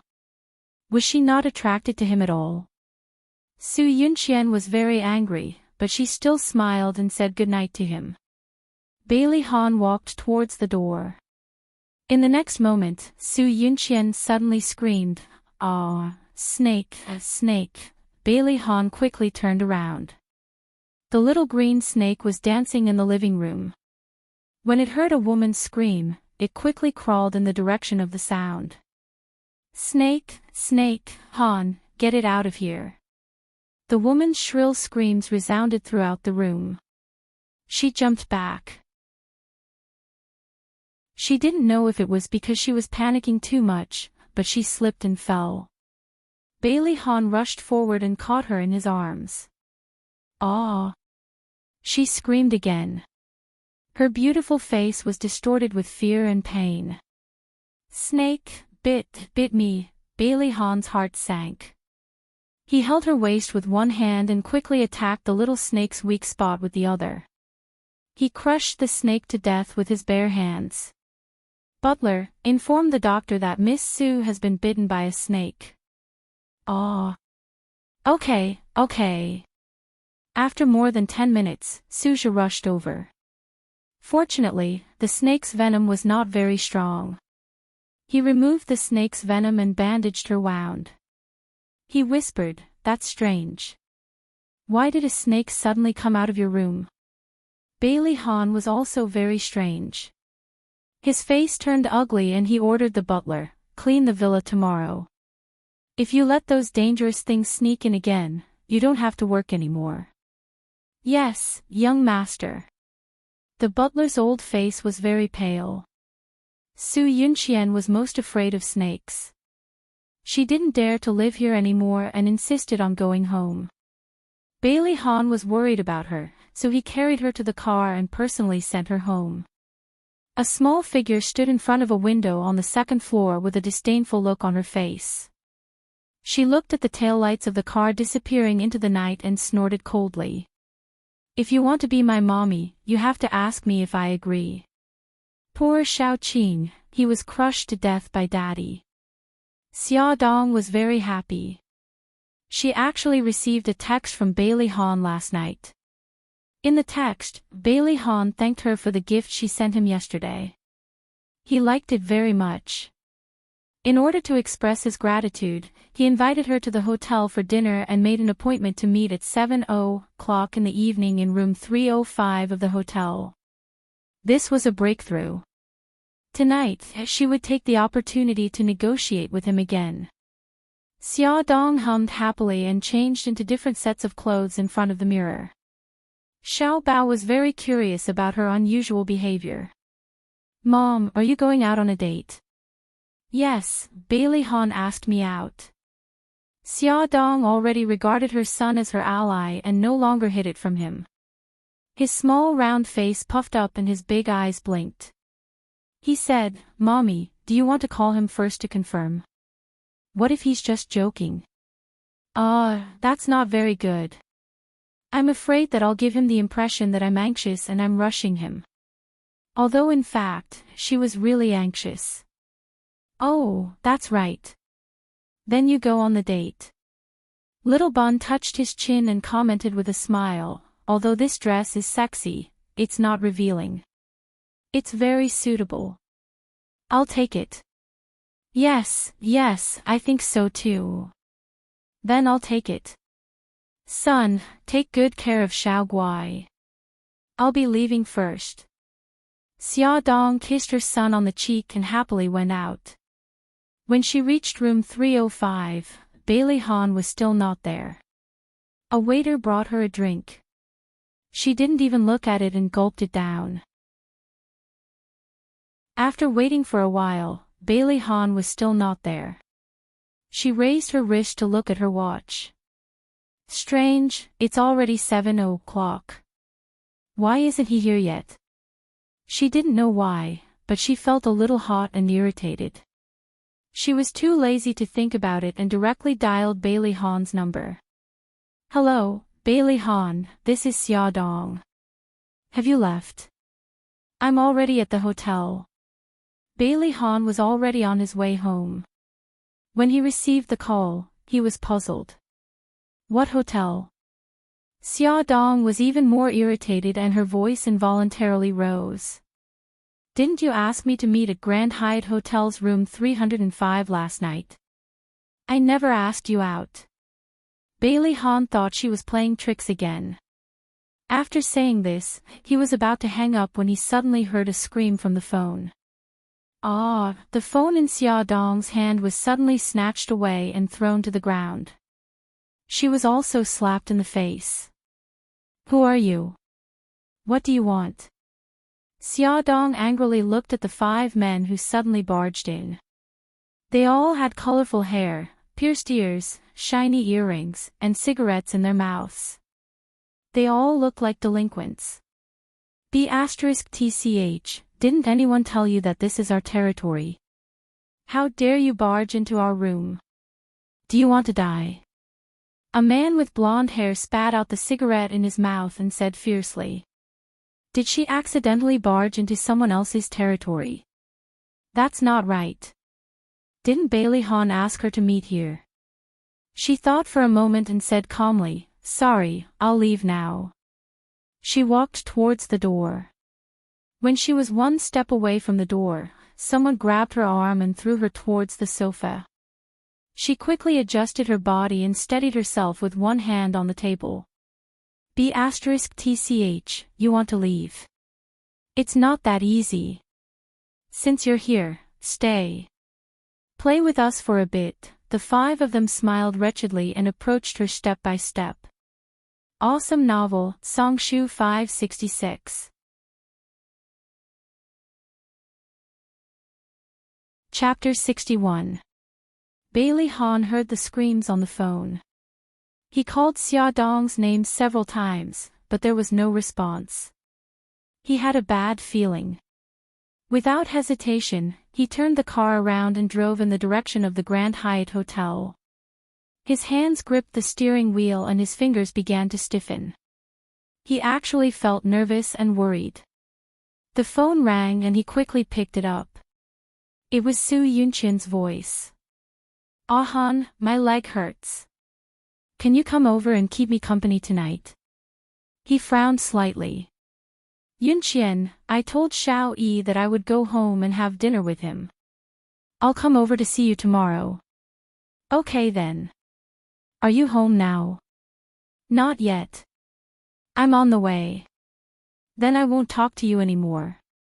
Focus on driving and be careful." Su Yunqian threw the phone on the floor. She stood in front of the dressing mirror with a dazed smile on her face. "Xia Dong, tonight, I'll make you remember it for the rest of your life." Grand Hyatt Hotel, room 305. Xia Dong supported herself with one hand on the sofa's armrest. She panted as she looked at the five men surrounding her. Two of them had already been beaten to the ground by her. The other three were holding daggers and staring at her with bloodshot eyes. B*TCH, what's wrong? Can't fight anymore. A man with dyed red hair patted his hand with a dagger. "I didn't expect you to have some skills. But later, you'll only be able to beg for mercy under our brothers." If it was under normal circumstances, she still had a chance to escape. But now, her head was dizzy and her body was hot. She felt as if there were ants gnawing on her organs. It was so itchy. She began to see double and couldn't see clearly. She wanted to tear her clothes to cool herself down. It was so uncomfortable. Don't talk nonsense with her. Let's attack her together. If we don't F*CK her to death, I'm sorry for the punch I took just now. The man with yellow hair spat and rushed forward with a green light in his eyes. The other two also rushed up, tearing her clothes and pulling her hair. Xia Dong struggled with all her might, but her body's instinct told her that she actually wanted someone to hug her. Something was wrong. Something was very wrong. In a flash, she understood that she had been drugged with an aphrodisiac. There must be something wrong with the drink she drank when she walked into the room. She gritted her teeth, kicked her feet, and headbutted them. She used the most primitive methods to fight against the three wolves.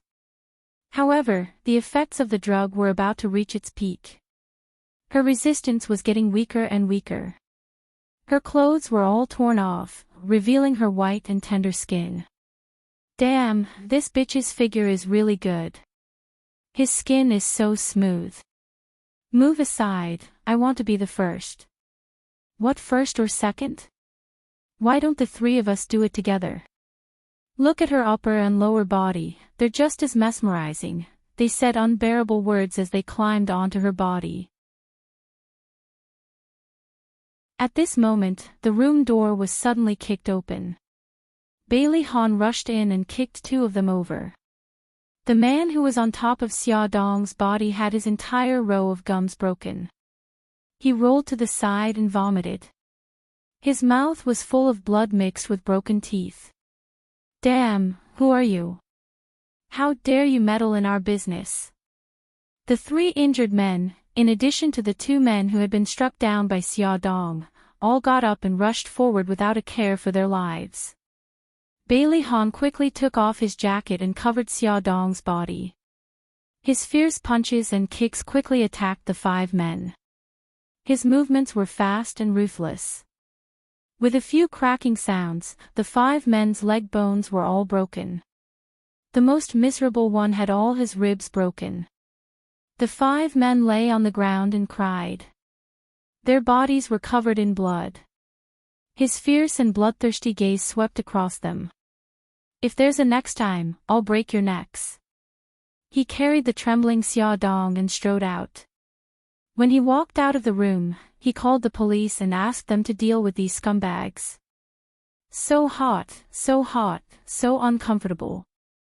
Xia Dong, who was burning with lust, had already lost her mind. She hugged Bailey Han and unconsciously rubbed against his body. The coolness of his body made her feel a little better. She moaned in satisfaction. So comfortable, Bailey Han's body stiffened, but he did not stop moving forward. He tightly held her in front of his chest to prevent her from falling. Damn it, they drugged you. Woman, stay still and don't move. His magnetic voice fell into her ears and made her feel at ease. However, her body was very uncomfortable. She sobbed. So uncomfortable, so hot. Bailey Han, help me, help me. He had originally planned to carry her to the hospital, but looking at her, it was too late. Bailey Han turned and entered the elevator. He booked a presidential suite. He rushed into the bathroom and put her in the bathtub. He turned on the cold water and washed her body. Because of the water, the clothes on her body slipped off, revealing her skin. Her entire body seemed to have been cooked, glowing with a pink luster. Her proud twin peaks were sticking out, and the mysterious valley was also exposed in front of his eyes. She rubbed against the cold bathtub impatiently, letting out a joyful and painful moaning sound. His body froze, his heart was burning, and there was a warm stream of heat flowing past his nose. He touched his nose and his hand was bright red. He actually had a nosebleed. He awkwardly wiped the blood from his nose and scolded himself in his heart. It was not like he had never seen a woman before. His cheeks were faintly pink. He looked away uncomfortably. You soak in the bathtub.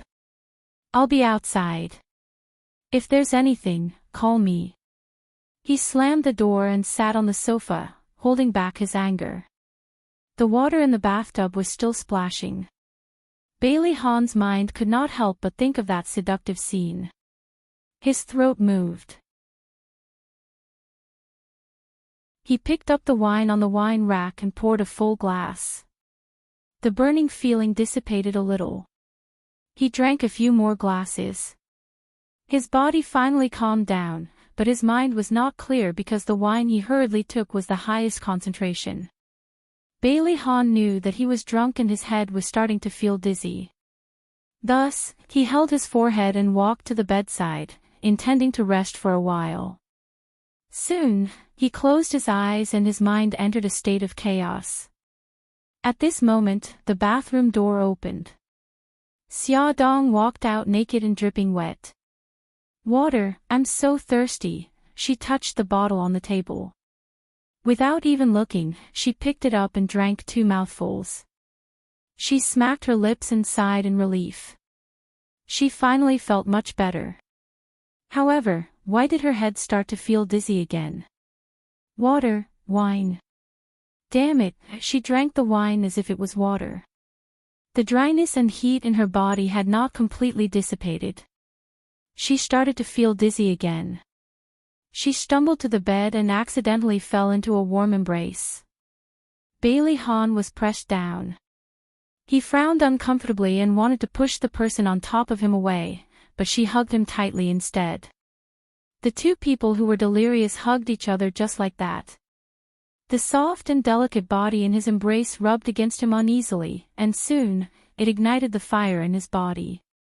His face flushed red and his eyes narrowed. He suddenly felt a little thirsty. He rubbed his face against her body and felt the moisture on her body. He touched her lips and there were still water droplets on them. He cupped her face and kissed it. He followed the flow of the water droplets and sucked them down bit by bit.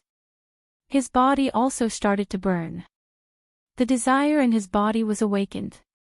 The water on her body was quickly evaporated by their body heat. When his raised part touched her legs, an electric current ran through his body. It was extremely comfortable, but it was still not enough. He flipped over and covered her under him. His hot palm slowly moved along her perfect curves. She shuddered and felt drunk. She couldn't help but reach out her arms to hook him and pull him closer to her. He couldn't hold it in anymore. He desperately needed a vent. Following his instincts, he finally found that quiet entrance. He bit her lips and slowly entered. It hurt. Her nails dug into his back. He felt her pain and stopped. He kissed her for a while more. When she got used to it, he began to move again. Inch by inch, it was all eroding. When it was all over, Bailey Han let out a low growl. Then, following his instincts, he began to go on a rampage. He had suppressed it for too long. Once he got a vent, it was as crazy as a storm.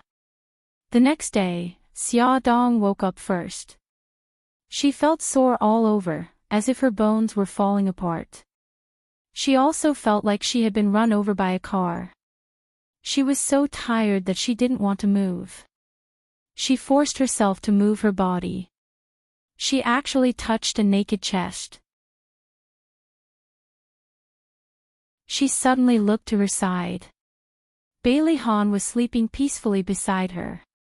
The scariest thing was that his hand was still around her waist. She lifted the blanket and peeked. They were all naked. Wait a minute.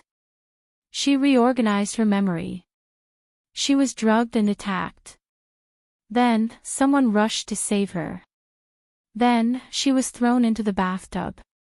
After that, this was what happened. It really happened last night.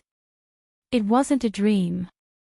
Xia Dong didn't know if she should be happy or sad.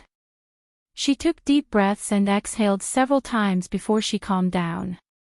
Now wasn't the time to be conflicted. She had to clean up the battlefield before Bailey Han woke up. She had to pretend that nothing happened. Fortunately, Bailey Han drank last night. Because of his hangover, he wouldn't wake up for a while. She quietly withdrew from his arms and ran to clean up. After changing her clothes, she wet a towel and helped him clean up. Fortunately, she didn't scratch his front last night. As for his back, it was fine as long as he couldn't see it. When she brushed that part, she couldn't help but blush. She rubbed it twice. Oh God, it actually reacted and stood up. She was so scared that she quickly covered it with the blanket. After cleaning up all the traces she left behind, Xia Dong glanced at Bailey Han, who was still sleeping, and ran out of the door.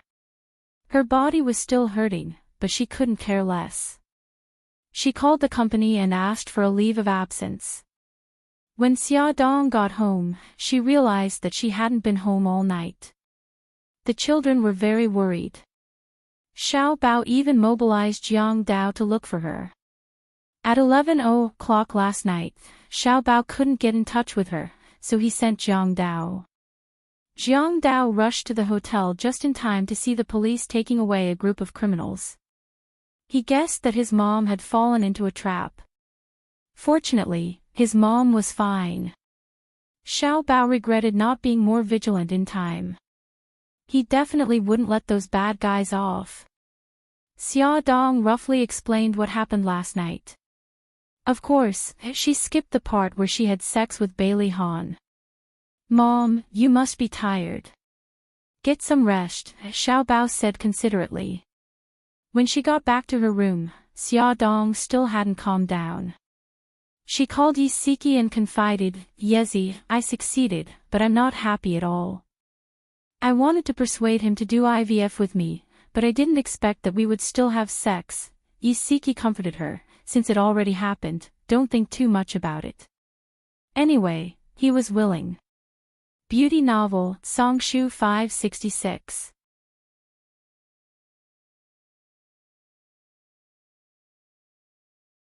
Chapter 62. He was drunk, and I was drugged with an aphrodisiac. Is this fate? Xia Dong laughed self-deprecatingly and leaned back on the sofa. I did some calculations. Yesterday was my most dangerous period, and the chances of me getting pregnant are quite high. From today onwards, I can distance myself from him. So you're pretending that nothing happened? Yes, now I'm praying that I can get pregnant. In the hotel, when Bailey Han woke up, it was already close to noon. Because of his hangover, his head was still hurting.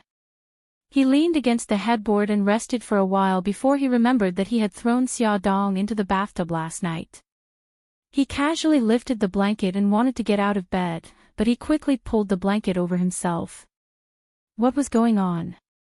Why was he naked? Could it be? He grabbed his clothes from the side of the bed and put them on, then rushed to the bathroom. There was no one in the bathroom, and it was very clean. There was only a tank of water in the bathtub. His handsome face darkened. That woman ran away again. Xia Dong arrived at the company in the afternoon. Just as she sat in the office, the phone on her desk rang. Hello, I'm Xia Dong. May I know who's calling? Woman, why didn't you turn on your phone? Bailey Han's anger was transmitted through the phone line, and Xia Dong's ears were buzzing. She held the phone a little further away. My phone was lost last night. She thought for a moment and said, it should still be in room 305 of the Grand Hyatt Hotel. Why didn't you wake me up in the morning? What happened last night? Why did I? He paused and lowered his voice. Why was I naked? Sure enough, he came knocking on her door. Xia Dong replied calmly, Mr. Bailey, I woke up in the bathtub early in the morning and saw you sleeping on the bed. Because of this difference in treatment, I was very angry, so I deliberately didn't wake you up. What's wrong with that? As for why you were sleeping naked, how would I know? Isn't it because you have a habit of sleeping naked? The person on the other side of the phone paused for a few seconds and didn't speak, but Xia Dong could hear his heavy breathing, as if he was trying hard to suppress something. Are you sure nothing happened last night? She raised her voice. I'm sure that nothing happened last night. Alright, I'm going to start working now. Goodbye. As soon as he finished speaking, he hung up the phone. His actions were swift and smooth. Damn it, she actually hung up on him. Was this how she should treat her savior? Bailey Han was so angry that he slammed his fist on the table. However, he soon calmed down and thought about what had happened last night. He realized that Xia Dong had been set up by someone and that person knew a lot about them. Bailey Han specifically contacted the police chief and tactfully expressed his high concern about the attempted gang rape case last night. He also expressed his cordial attitude towards the victim. The police chief naturally understood what he meant and immediately said that he would investigate the situation as soon as possible and would not disclose any information about the victim. Su Yunxian quickly realized that her plan had failed. She angrily smashed the teacup, and her face was as cold as ice. Trash, all trash. You can't even handle such a small matter. Now that you've alerted the enemy, it'll be even more difficult to deal with her next time. Brother K said seriously, those brothers have been arrested and sent to the police station. If they can't handle it and say something they shouldn't, then it'll be very troublesome. In for a penny, in for a pound. Just make sure they can't speak. Su Yunxian looked at him disdainfully. This man was so useless. She really wondered how he became the leader of a gang. Baby, you're so smart. Brother K smiled and kissed her. He took out his phone and dialed a number. He said, "Wild Wolf, find someone to get rid of those people in the police station. Also, tell the brothers to be careful. The person who saved that woman last night is definitely not simple." Su Yunqian's eyes flashed. Who was the person who saved the B*TCH last night? Those who saw him are all in the police station. I'm also very curious about who it is. Su Yunqian glanced at him. Be careful these days. Let's not see each other for the time being. If someone finds something that can be used against us, you know what to do. Don't worry. Even if I die, I won't give you up. He leaned over and touched her charming face. How could I bear to do that? Don't you think so, baby? Su Yunqian leaned on his chest with a coquettish smile on her face.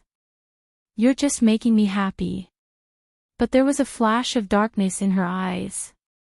Stinky man, if you dare to give me up, I'll make sure you die without a burial ground. Dead people were the best at keeping secrets. Brother K and Su Yunqian both had the same idea. They wanted the informants in the police station to get rid of the 5 troublesome people. However, the informants did not even have the chance to do anything. The bureau chief attached great importance to this case and locked the 5 criminals in a special room. Other than the bureau chief himself, no one else was allowed to get close to them. The bureau chief quickly used all his means to get information from the criminals. The leader of the Yen gang, Old K, was the mastermind behind this. He immediately reported this information to Bailey Han. Almost at the same time, Jiang Dao also found out that the attack on Xia Dong had something to do with the Yen gang. Because the situation was serious, he also reported this matter to Mika Keto. Therefore, Old K was in trouble. The Black Street was the most chaotic and dangerous area in a city. The people who gathered here were all fugitives and wanted criminals with criminal records. It was also the place where the major underworld forces were entrenched. Fights were common here and it was common for people to die here. Old K received a call from one of his underlings, saying that their forces in the Black Street had been wiped out. His underlings anxiously asked him for help. Old K hurriedly brought a group of people and rushed over, only to find that everyone in the Black Street had surrounded them. According to the rules of the Black Street, guns were not allowed. Therefore, the people who surrounded them were holding all kinds of knives in their hands. Some of them were even holding iron bars. Old K secretly gestured to the people behind him as he chuckled and said, "Friends, what are you doing? Is there a misunderstanding?" Tui, a man walked out with a 30-centimeter long knife in his hand. He had a head of exploding hair and wore ripped jeans and a t-shirt. He looked like a biker gang in anime. Old K, I can only say that you're unlucky to have offended someone you shouldn't have. They said that they'll give $1 million to whoever stabs you once. There were at least 100 people in this black mass. If each of them gave him a stab, then he would be cut into pieces. Old K looked at the crowd that was closing in on him. His forehead was covered in cold sweat. He suddenly shouted, "Don't move. You're too immoral. We're all from the Black Street.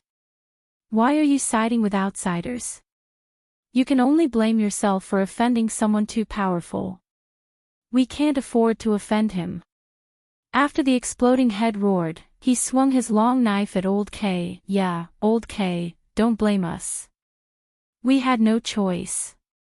We still want to stay in this Black Street for a few more years." A bald man rushed forward with the iron bar in his hand and hit one of Old K's subordinates. That subordinate fell to the ground and vomited blood. "Let's go, everyone. For that $1 million. Let's go. Kill Old K." Crazed shouts rose up like a tidal wave, and a vast group of people besieged him. Swords and sticks did not have eyes, and with a single slash, an arm was gone. Blood flowed everywhere, and severed arms and legs fell to the ground in a horrifying manner. Old K didn't care about the rules anymore. He took out a pistol and fired at the crowd. The person at the front covered his wound and cursed, F***CKU, Old K, you bastard. You actually used a gun. Brothers, take his gun and cut him into 1,000 pieces. Bang, bang, bang. The sound of gunfire continued. One by one, people fell down. Blood splattered everywhere. Old K dodged the attacks of knives and sticks while retreating under the cover of his subordinates. In his heart, he cursed Su Yunchen 1,000 times. F***CKU, stinky B***TCH. You knew the opponent wasn't to be trifled with, yet you pushed the job to me. Now, I'm being chased and I don't even know if I can survive until tomorrow. Ah, Old K screamed. He didn't know who threw a knife, but it cut off Old K's right wrist. His right hand fell to the ground, still holding the pistol tightly. Old K endured the pain and wanted to pick it up, but he was kicked away by someone behind him. His severed hand and pistol fell into the smelly ditch. Stop, everyone stop. I'll give each of you 1,000,000. Let me go. At this time, Old K was panicking. He was like a stray dog. His whole body was covered in blood as he wailed in pain. It's too late. We don't dare to take your 1,000,000. A blade landed on his back, and blood sprayed onto the surrounding people who were attacking him. Everyone expressionlessly wiped away the blood and continued to slash at his mangled body with their blades. Mournful screams and pleas for mercy resounded throughout the black street. Everyone looked on indifferently. From time to time, they would squeeze forward to add 2 more knives. Seeing that someone was about to chop his neck with a knife, a gunshot interrupted his action. A man wearing a black trench coat and black sunglasses appeared in front of everyone with a long gun on his shoulder. Behind him were 2 men in black suits and black sunglasses. The man said coldly, "Leave that man alive. The Sanka group wants him." When the man's voice fell, the surrounding people were shocked at first. Then, they began to whisper. Look at them. They seem to have a big background. We'd better not provoke them. Old K is someone the Dragon Gang wants to deal with. Now, the Sanku group suddenly appeared to protect him. Things are getting more and more heated. We'd better not get involved. That's right. It's more important to stay alive. Those people tacitly took a step back and opened up a path to Old K's mangled body. The man in the black trench coat tilted his head. The 2 men behind him immediately stepped forward. One on the left and one on the right of Old K, who was covered in blood. Get him to the trunk. Don't let him die. The man in the black trench coat took the lead and stepped into a Maybach. He took off his sunglasses, revealing a handsome Asian face, Jiang Dao. The Maybach sped all the way out of the Black Street sphere of influence and entered a luxurious entertainment club from the back door. 2 of his subordinates carried Old K up to the 10th floor of the building through a secret passageway and entered a room. The room was decorated very luxuriously and looked very unique. The entire wall facing the outside was made of crystal. From the outside, one could clearly see the situation inside. Not only that, but it also used the principles of physics to magnify the image. Even from the ground floor, one could clearly see what was happening in the room. Old K's tragic fate had just begun.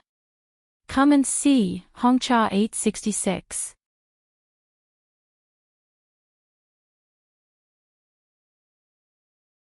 Chapter 63.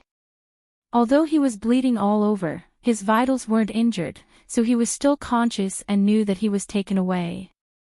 He weakly said, "Sir, thank you for saving me. I will repay you. Can I trouble you to inform my brothers?" Jiang Dao bent down to look at him, a strange smile appearing on his face. You don't have to repay me because I didn't save you. But don't worry, I won't let you die. When a person dies, there's no more pain, so there's no more fun. On the contrary, I'll let you live well. This was also the intention of the Beitang family head. Old K's eyes widened in horror. Jiang Dao straightened up and said condescendingly, Oda, Keikuan likes sex and torture. Find a few people to play with him. 3 is too little, make it 5. I hope Keikuan will like our hospitality. F*ck you little Japanese, kill me if you have the ability. Ah, what are you doing, let me go. Painful and angry cries rang out incessantly. Old K was tied to the oversized iron bed. 5 men as strong as gorillas walked in. With every step they took, the floor of the room seemed to shake twice. The 5 men were all naked, with only a small piece of cloth covering their lower bodies. The cloth was bulging, and they all had lecherous smiles on their faces as they stared greedily at the body that was still bleeding on the bed. Crash! A man pulled open the curtain covering the crystal wall. Another 2 men dragged the tightly tied old K to the table closest to the crystal wall. His hands that were tied behind his back were pressed tightly against the table, and his upper body was laid flat on the table. Then, he separated his legs, folded them upside down, and tied them to the 2 legs of the table on his shoulders. Old K's buttocks were raised high, exposing his most private part to the crystal wall. Perform well.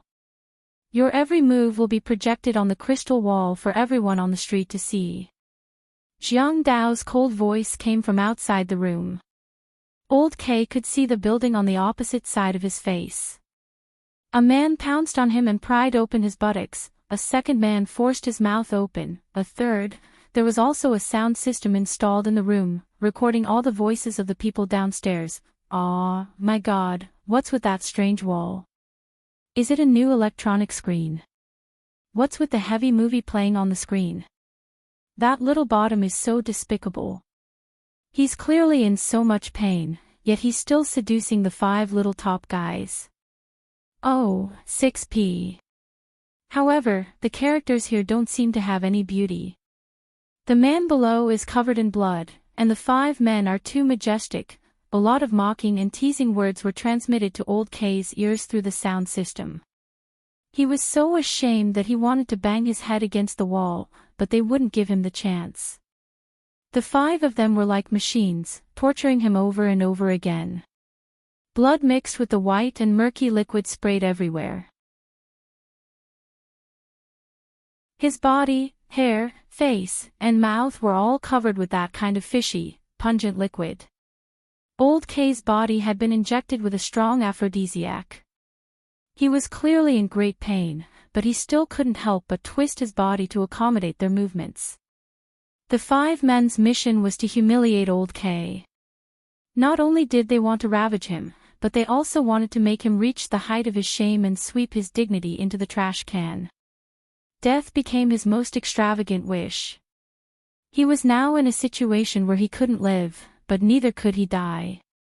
In the end, he couldn't bear the inhumane torture and wanted to bite his tongue to commit suicide. However, the men were 1 step ahead of him and knocked out all his teeth.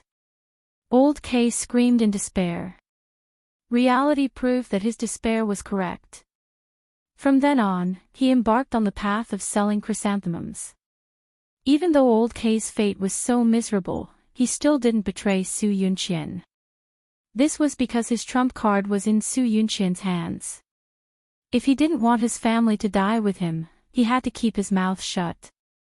Jiang Dao was under Mikakito's orders to punish old K, so he didn't tell Xia Xiaobao the truth.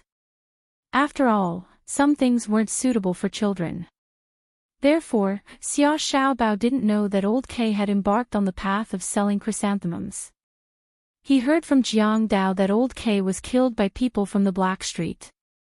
Someone was 1 step ahead of us and punished old K. When our people arrived, he was already dead. In fact, Old K was later sold to Africa to dig gold mines and sell chrysanthemums as a part-time job. Xia Xiaobao frowned. Who are they? I heard that it's the Dragon Gang, the most mysterious and largest gang in a city. We haven't found out any details yet. The only thing we're sure of is that they aren't hostile to us. Xiao Zhao's voice sounded young, but it was very majestic. A strong dragon can't suppress a local snake. Don't be too ostentatious for the time being. In the future, don't act rashly without my orders. We'll make plans after Uncle Shen comes over. Yes. Don't tell my mommy about this. This subordinate understands. Xia Dong went to work like an ordinary white-collar worker. She had no idea that such a big thing had happened behind her back until Bailey Han called her. On the phone, Bailey Han said, "The people who hurt you at the Grand Hyatt Hotel have been dealt with. Use your brain more in the future. Don't be as stupid as a pig and jump into the hole that others dug for you."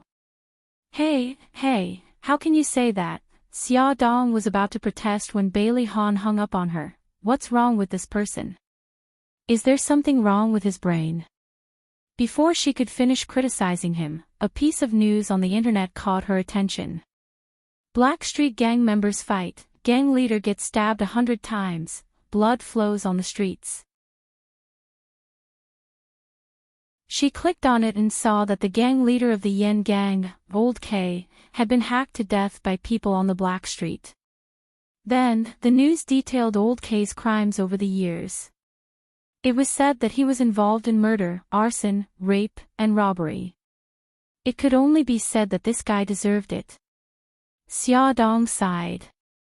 Good people have good karma, bad people also have bad karma to deal with. She didn't take it to heart and didn't know that this matter had something to do with her. In the afternoon, Bailey Yun called to ask her to play golf on Saturday.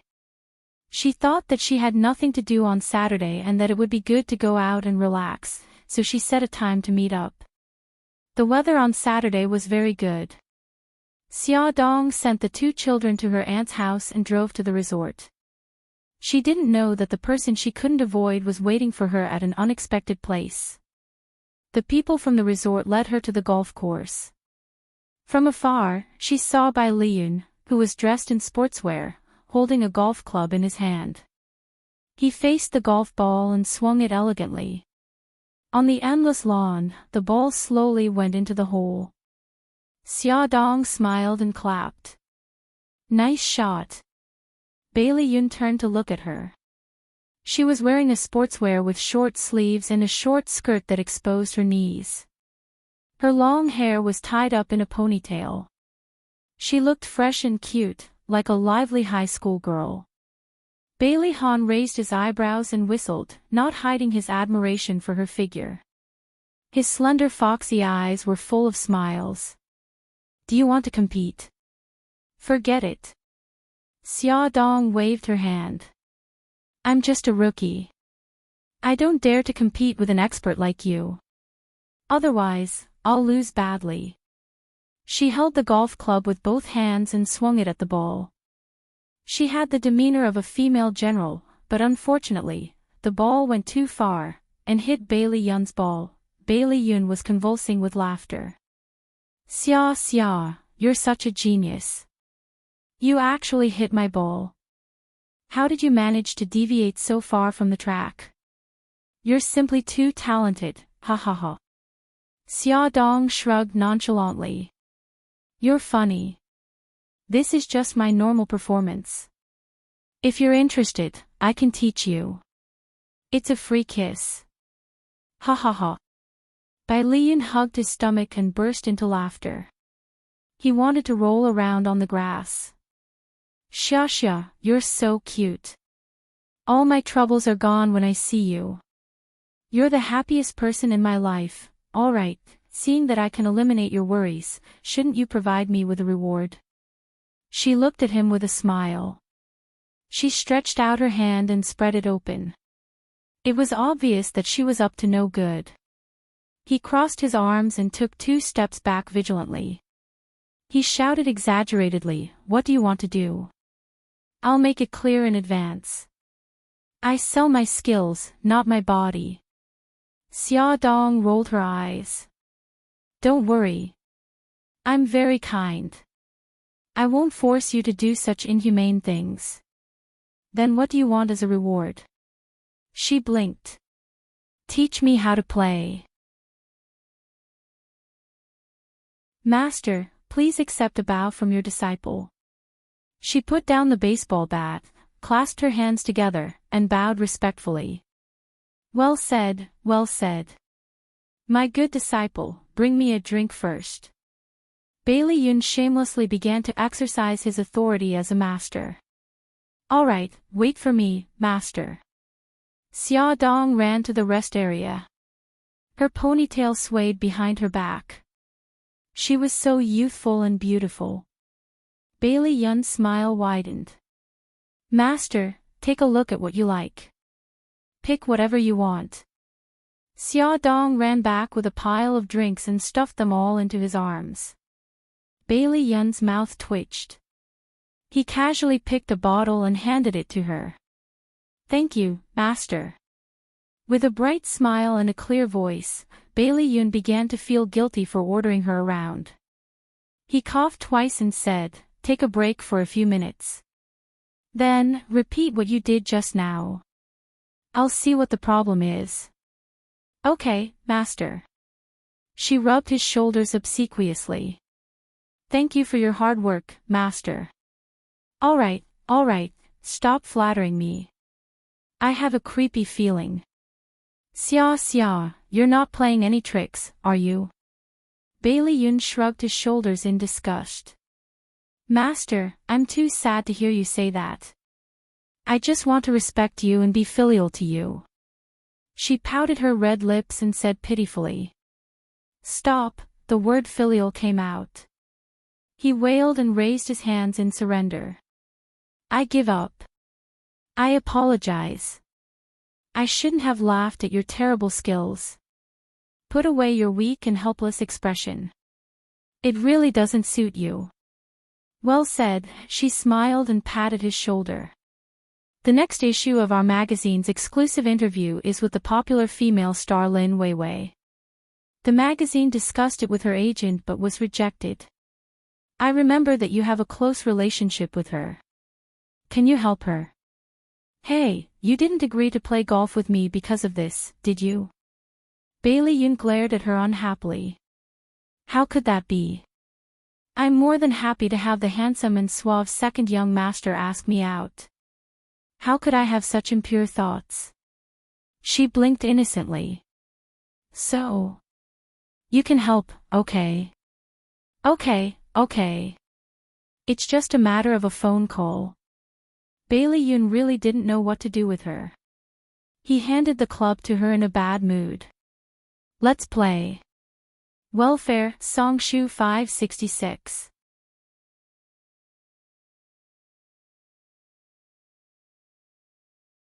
Chapter 64. She smiled as she swung her golf club. This time, her golf ball didn't collide with someone else's ball. Instead, it flew far away and hit the person who was playing in the distance.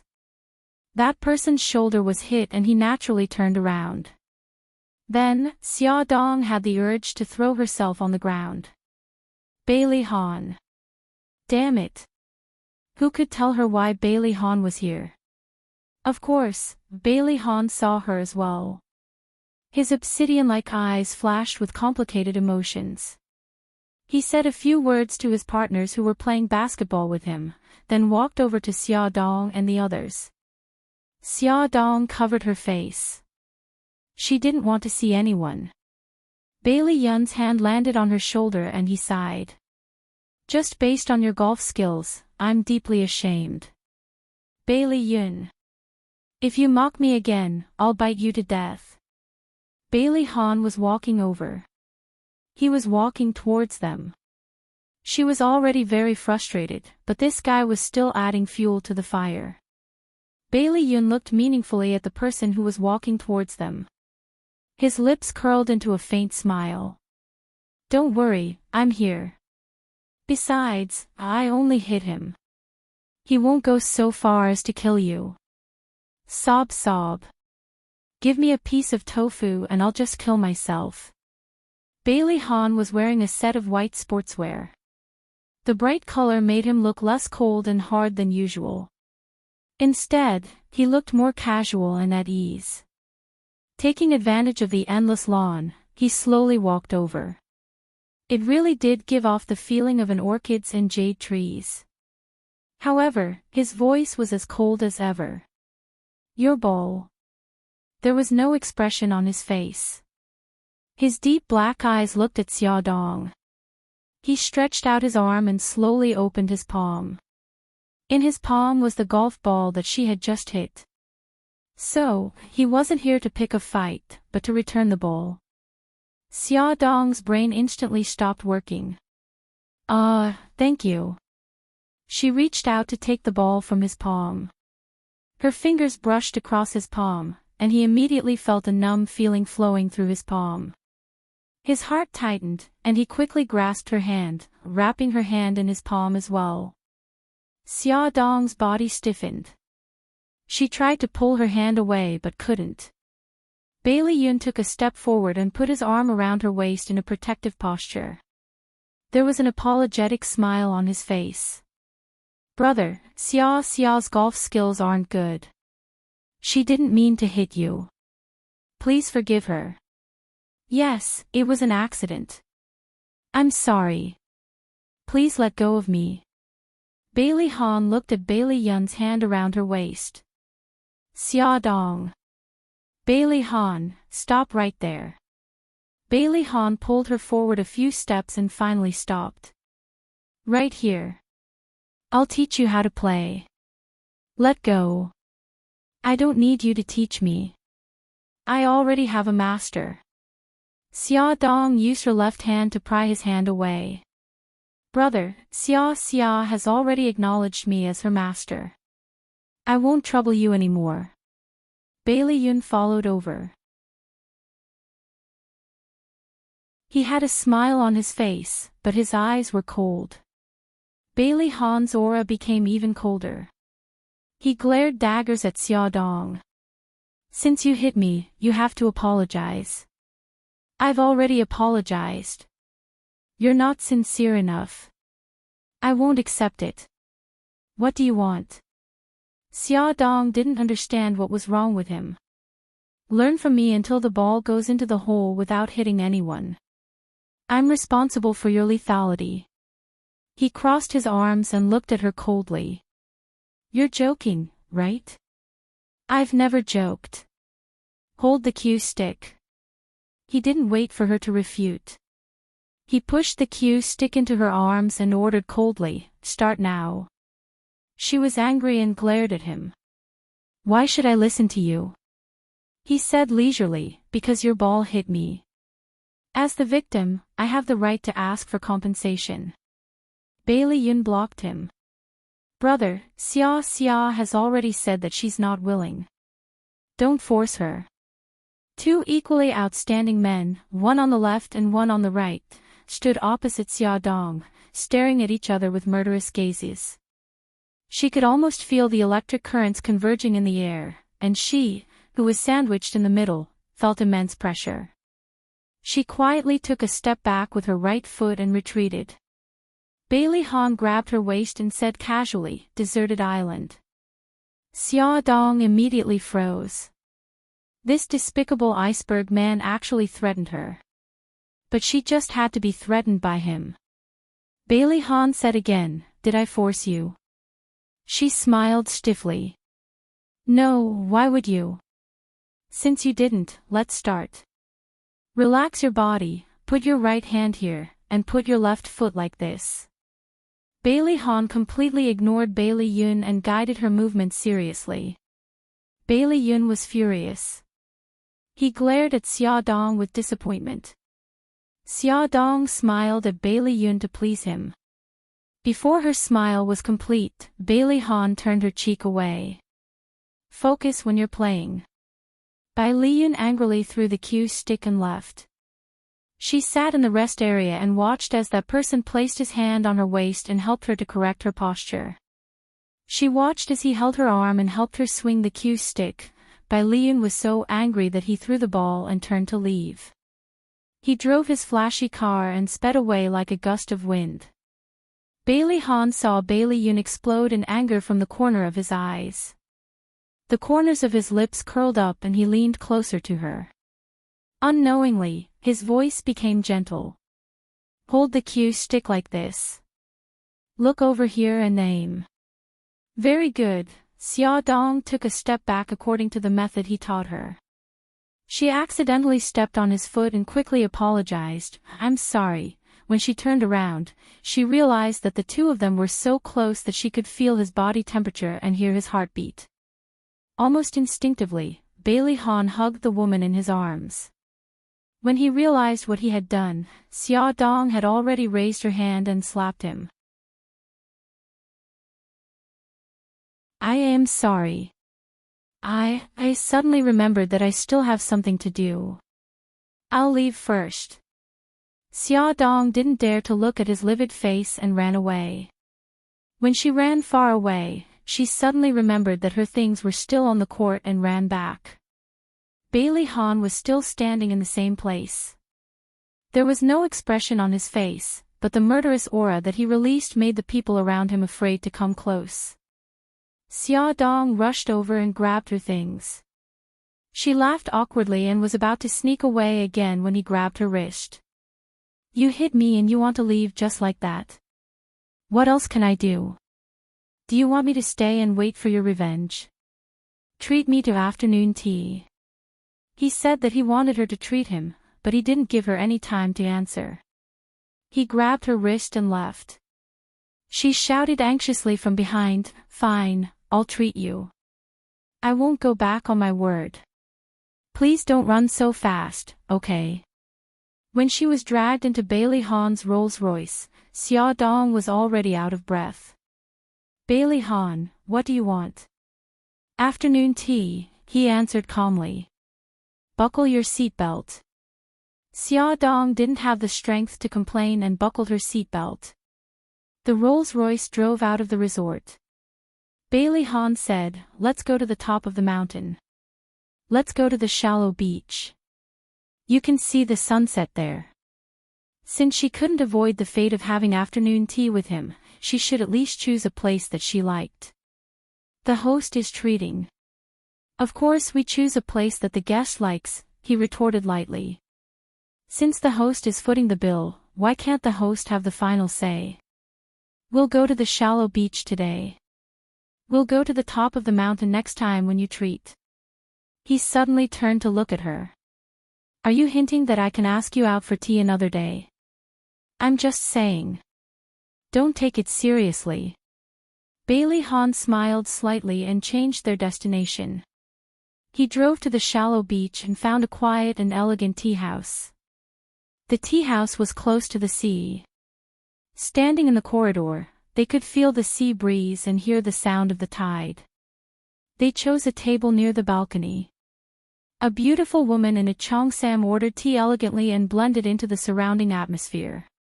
It was indeed very comfortable. Xia Dong relaxed and leaned into the soft chair. She politely tried to find a topic to talk about. Why are you at the golf course? To accompany a business partner. Xia Dong was speechless. You just left him like that? Ever since he came to find trouble with her with the ball, he hadn't gone back. What an irresponsible jerk. He glanced at her indifferently. I told him that I had to deal with some personal matters. Oh, after that, the two of them fell silent. He suddenly said, The pillow is very comfortable. That's good. I went to many shops to find it. According to the shop owner, the amount of stuffing in this pillow has been scientifically calculated, and it's the most ergonomic. After the gift was approved, she happily talked about her shopping experience. Help me buy 5 more. I want to give them to my family. Ha! Did he think she was a purchasing agent? How much did you spend? Report to me and I'll return it to you tenfold. He really thought she was a purchasing agent. Grandpa, Grandma, my parents and my son, one each. Wait, sorry to interrupt. Mr. Bailey, I can give you the contact number of the shop directly. You can get your assistant to buy it. I believe in your taste. He took a sip of tea with a calm expression. But don't you think it's troublesome? I don't think so. He looked as though it was only right. Of course you don't think so. Because I'm the troublesome one. She gritted her teeth. He smiled. Then I'll have to trouble you. In return, I'll treat you to tea next time. You don't have to force yourself. Really, I think we can keep a distance and not do anything that will cause misunderstandings. He looked at her in surprise. Miss Ya, why would you have such a strange idea? Isn't it normal for friends to help each other? She wanted to bang her head on the table. She never knew that he had such a rogue side. He smiled. Any other questions? No. I'll send it to your office next Monday. She had a bitter expression on her face and her tone was full of resentment. Miraculously, he felt very happy. The depression that had accumulated at the golf course was all swept away. As an emotional single-celled animal, Bailey Hahn didn't hesitate to interpret his happiness as the thrill of revenge. Who asked her to hit his shoulder with her lousy golf skills? As for asking her to treat him to afternoon tea, that was purely to make up for it. Young master didn't define this behavior as pestering or any similar words. Although she was forced, Xia Dong still put in a lot of effort when choosing the pillows. She chose a pair of white-haired old men with youthful faces for the old madam and old master. She chose a misty rain painting in Jiangnan for Bai Jinxiu. She chose a landscape painting in early autumn for Bailey Xiong. The pillow she chose for Bailey Han's son was a mother cat holding a baby cat with a large English letter, love, on the back. Beauty novel, Songshu 566.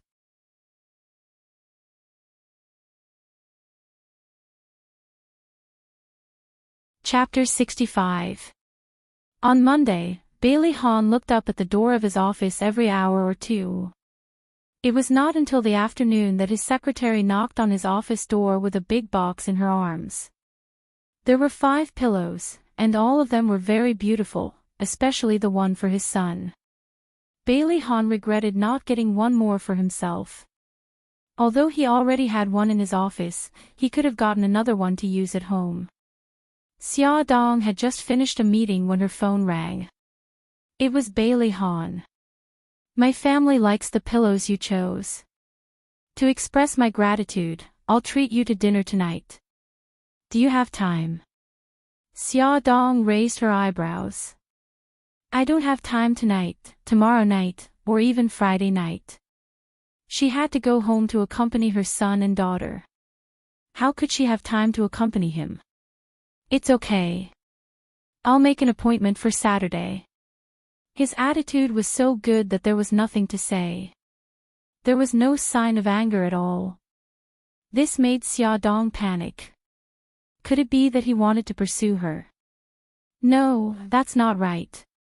He already has a fiancée. Then why was he playing tricks to get back at her?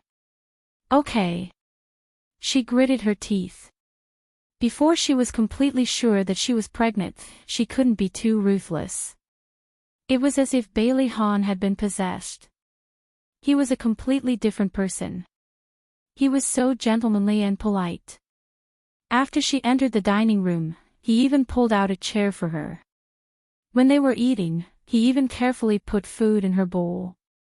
Xia Dong ate as if she was sitting on pins and needles. She couldn't understand what he was thinking at all. Indeed, an icy face suited him better. A week later, Xia Dong felt that she could finally be free. Because she was pregnant. For the sake of caution, she deliberately used 5 pregnancy test kits. The test results all showed that she was pregnant. Her efforts had finally paid off. Xia Dong happily told Yisiki the good news. She hugged her son and daughter and kissed them fiercely. "Babies, Mommy will take you out for a picnic this weekend." She had been busy with borrowing seeds and hadn't played with the children in a long time. Okay. Mommy is the best." Xiao Guai hugged her neck and cheered.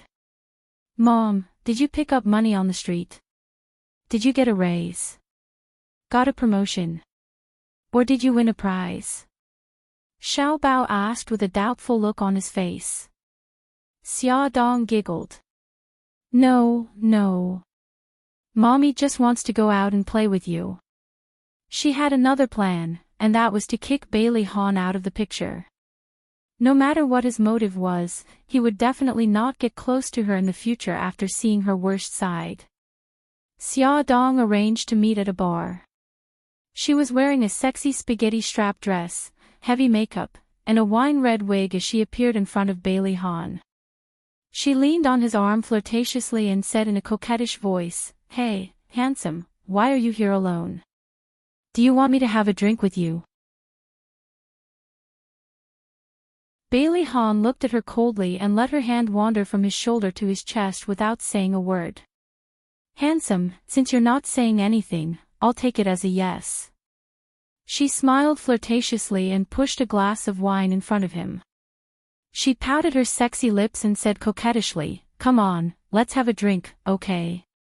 "Xia Dong, what are you doing?" Bailey Han suddenly said and pushed her away from his lap. "Oh, you recognized me." She blinked her large eyes and smiled flirtatiously. "This is my true appearance. Do you like it?" He spat out 2 words indifferently, "Boring." The smile on Xia Dong's face was about to crack. She clenched her fists fiercely. Okay, it seemed like she had to use her trump card. She smiled and raised her eyebrows. "Since you think I'm boring, then I won't be an eyesore here. I'll go find some fun myself." She swayed her slender waist and walked to the middle of the dance floor flirtatiously. A handsome man immediately walked in front of her and said with a smile, "Hey baby, why haven't I seen you around recently?" She leaned on the man like a koala and looked at him flirtatiously. "Because I've been too busy recently." "Baby, did you miss me?" "Of course, it's not just me. The other handsome men in the nightclub missed you too." The handsome man hugged her slender waist. The two of them were almost stuck together and danced to the music. In the middle of the dance floor, the couple's bodies were tightly pressed together.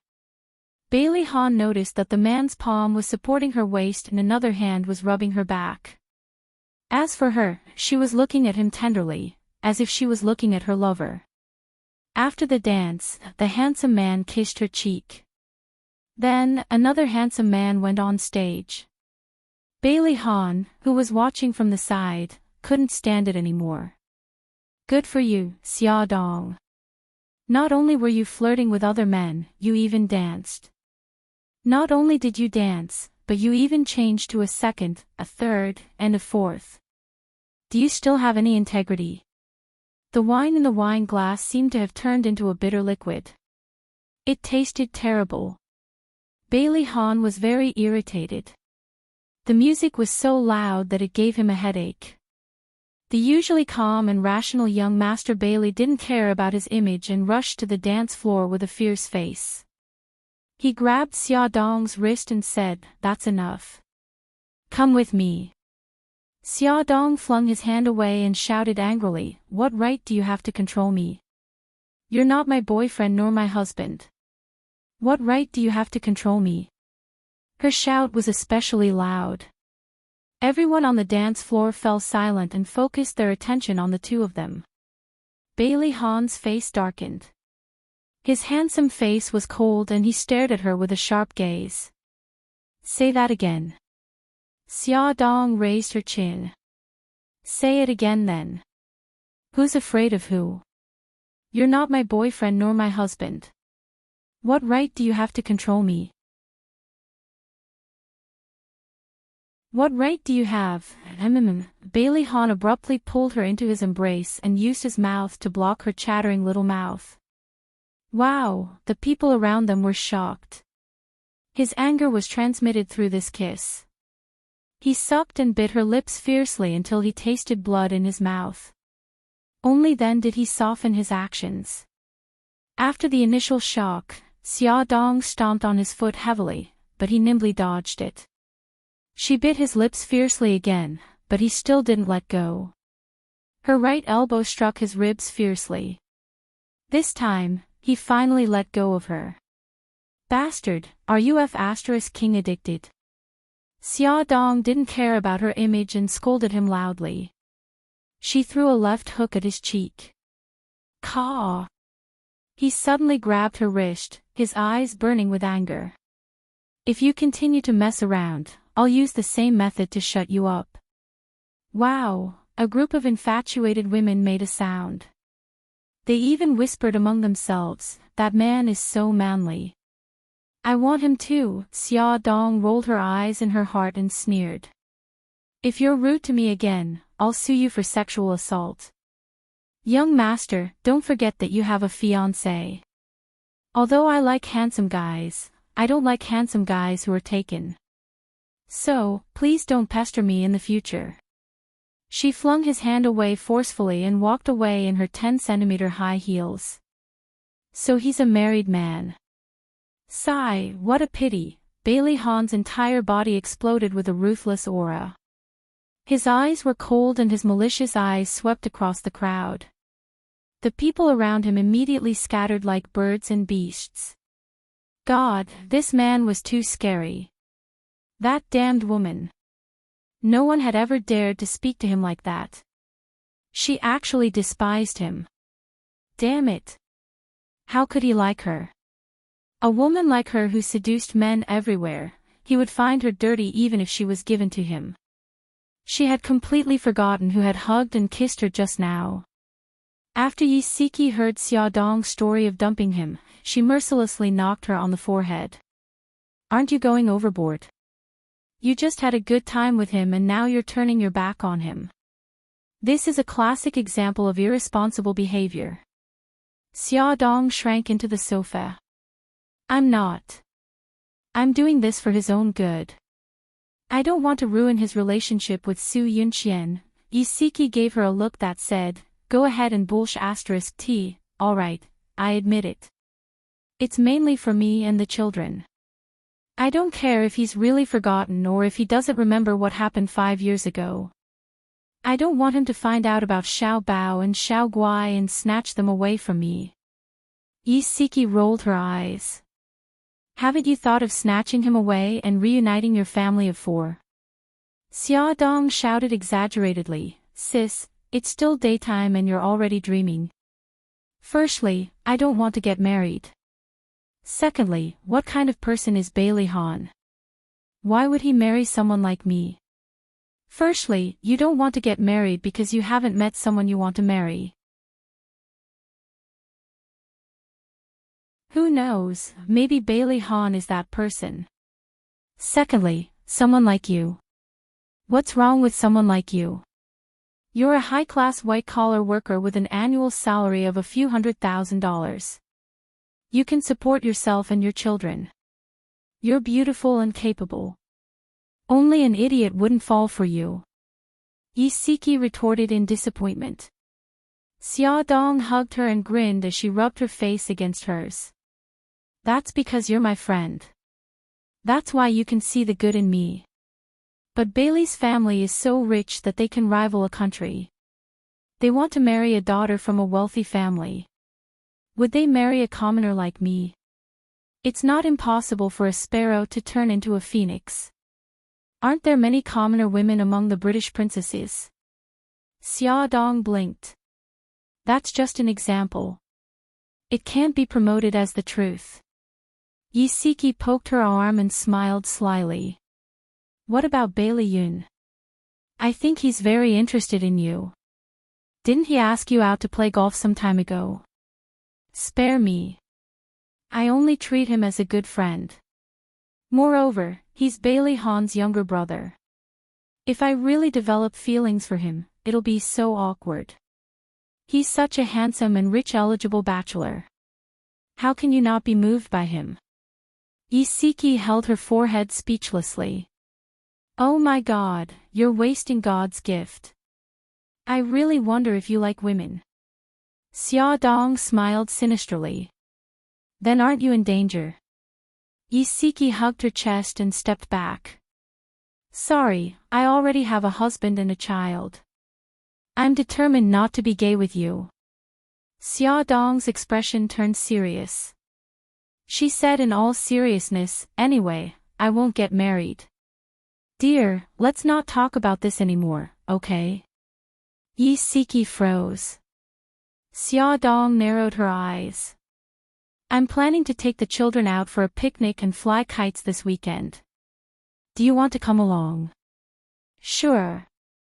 But my old Lin has an operation this weekend, so he can't go with us. I know your gynecologist is very busy. Let's not make things difficult for him. Take your Nyonyo and my 2 little guys to the suburbs this weekend. Since there were women and children, Xiaodong didn't dare to take everyone to the mountains. She drove the car to the suburbs highway. About 500 meters away from the highway was a wide lawn with lush trees, a gurgling river, and unknown wildflowers blooming on the lawn. The scenery was quite beautiful. Xiaoguai and Nyo were like wild horses that had escaped their reins, running around happily on the lawn. Ad Xinwu 799.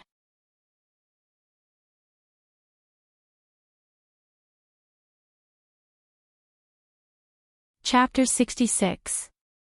Xiaodong was worried about Xiaoguai's health, so she reminded her to run slower and not fall. Xiaodong and Isiki kept an eye on the child as they laid out a tablecloth on the grass and placed the food they brought from home on the tablecloth. There were steak, fried chicken legs, prawns, fish fillets, vegetable salad, fruits, and many other snacks. While they were having fun, a Rolls-Royce stopped not far away. A handsome man in casual clothes stepped out, followed by a little boy in sportswear. Xiaodong was the first to see them. When her gaze fell on Bailey Han, she was stunned. She turned to look at the little boy behind him, and her face suddenly turned pale. Bailey Han's son was actually him, Bailey Yi. She was an idiot. They both had the same surname, Bailey, and they were both so outstanding.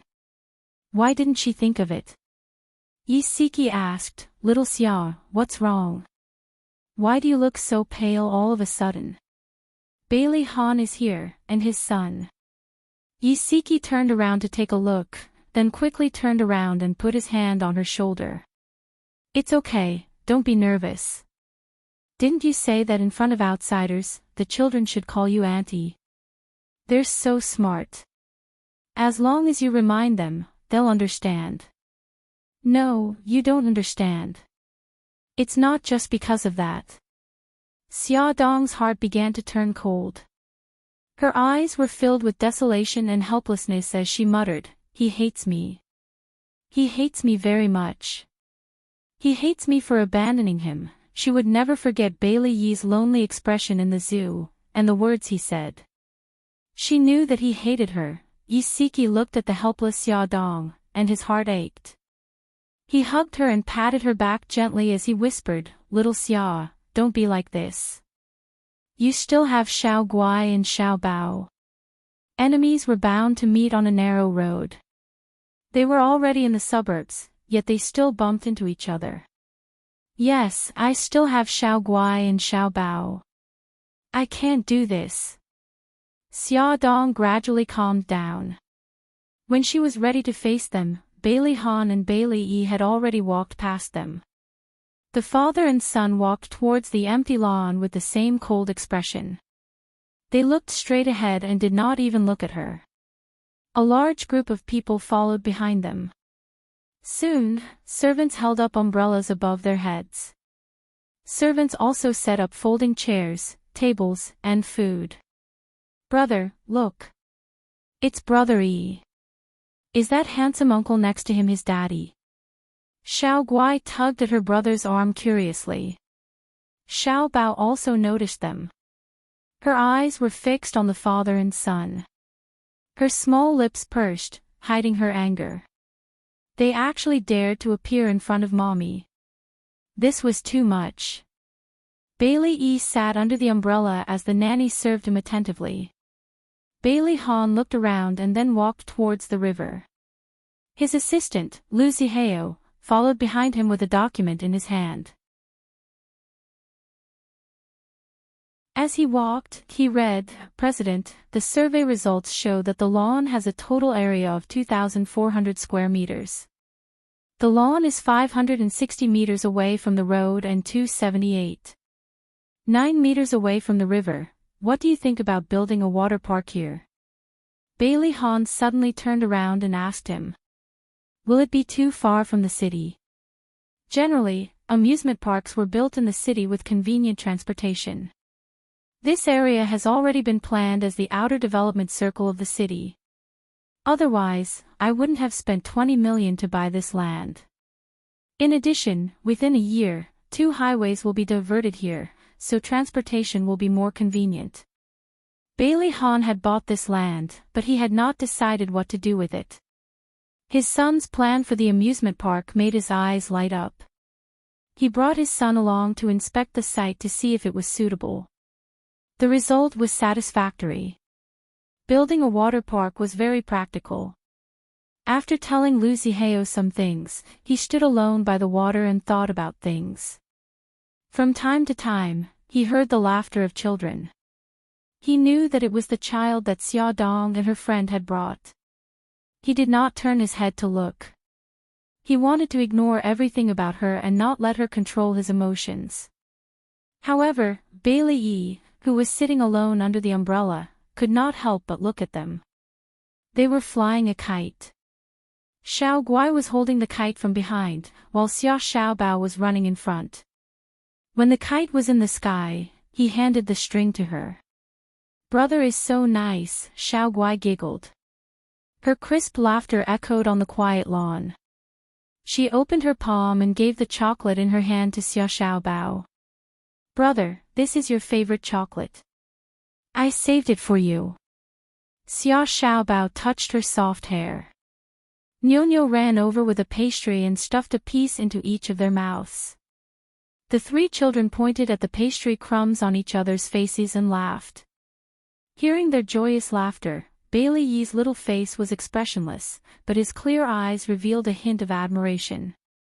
When Bailey Han came back, he saw this scene.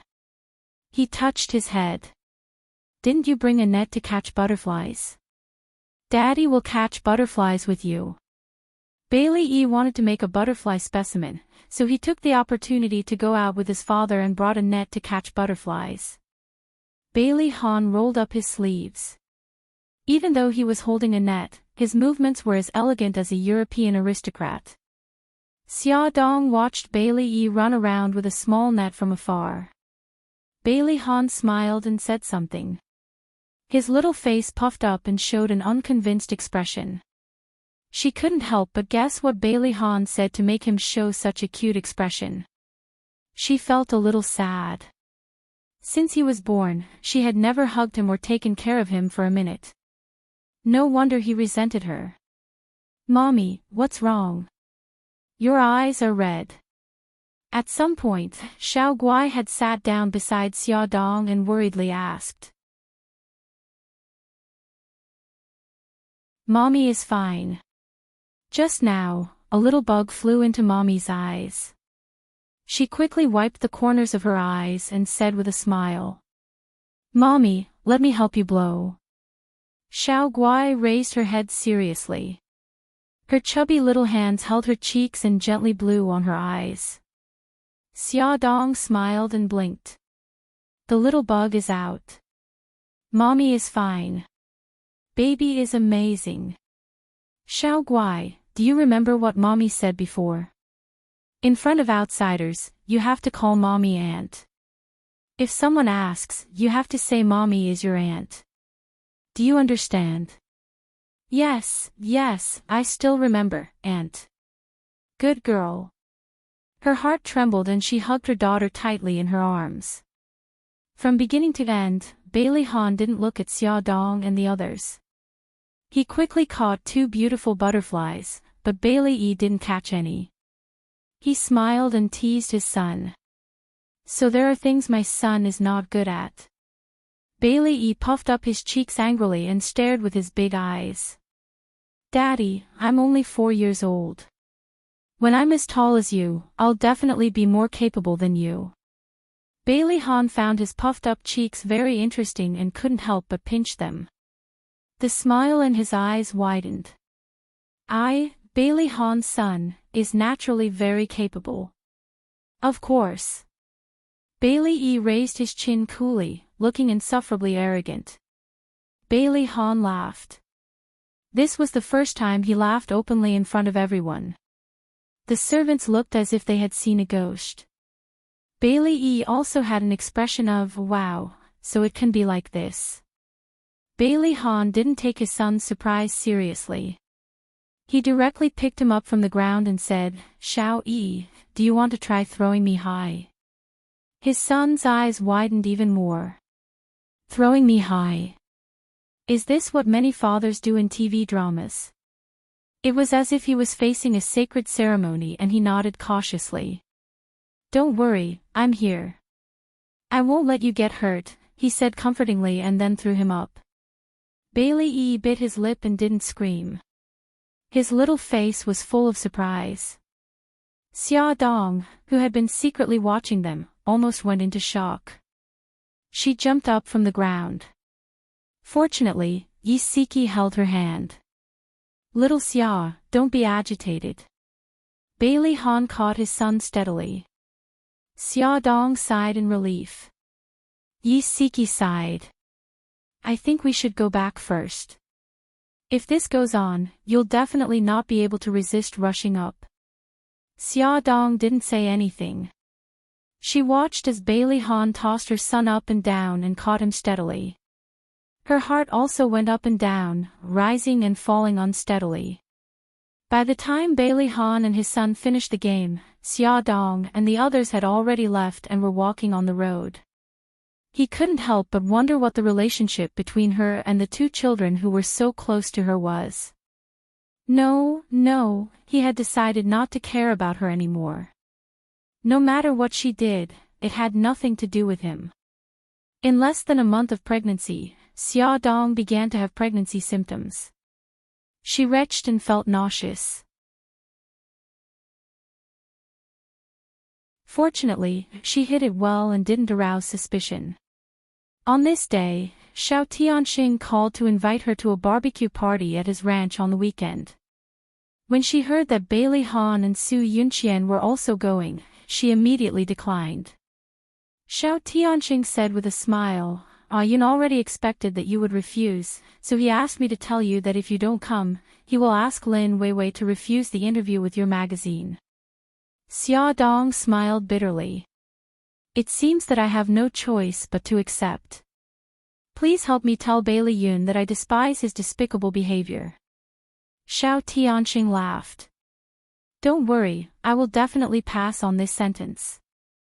After work on Friday, Bailey Yun drove his flashy red sports car, holding a large bouquet of perfumed lilies to Xia Dong's downstairs to pick her up. Bailey Yun rarely wore formal suits. He usually wore casual clothes, but today he wore an expensive handmade suit for the first time. The high-grade silver made his figure very tall and straight. He gentlemanly sent the flowers and smiled. I came here to apologize to you. Miss Xia, please forgive my despicable behavior. Xia Dong raised her eyebrows in amusement. Do you think I can be bought with a bouquet of flowers? Of course not, so I have already booked a restaurant. I don't know if Miss Xia would like to honor me. Okay, which restaurant? Keep it a secret first. I promise you will be surprised. You are so mysterious. If I am not surprised, I will embarrass you. His charming fox eyes were full of smiles. Don't worry, I am full of confidence. Get in the car. What about my car? Give me the key, I will ask my friend to help you drive it back. Bailey Yun made a phone call. In less than 5 minutes, a young handsome man riding a motorcycle rushed over. He threw the key to the handsome man. "Son, this is my girlfriend's car. Be careful, the address is, don't worry, I will definitely send the car back to sister-in-law completely. I will put the key in the security room of the community." The handsome man called us and waved to the two and drove away. "Hey, when did I become your girlfriend? Don't talk nonsense." Xia Dong waited for Bailey Yun's friend to leave and began to settle accounts. Welfare, Xinwu 799.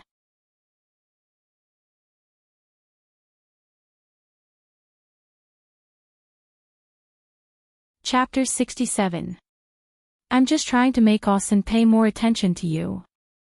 Don't be angry, I'll take you to eat something delicious later. Oppa, you've watched too many Korean dramas. Xia, you're so cute. Get lost. The sports car drove from the city to the suburbs, and then from the suburbs to the mountain road. The sky was already dark, and the car was still winding around the mountainside. Xia Dong joked, "Are you taking me to the wilderness in Strange Tales from a Chinese studio?" Bailey Yun laughed, "Don't worry, there are no fox spirits or female ghosts in painted skin here. We'll be there soon." After driving for more than 10 minutes, they finally arrived at their destination. They were now at the top of the mountain, and there was a large lake here. The restaurant that Bailey Yun mentioned was built in the middle of the lake. To be exact, it was not a luxurious restaurant, but a quaint wooden house. The only way to the wooden house was a wooden bridge.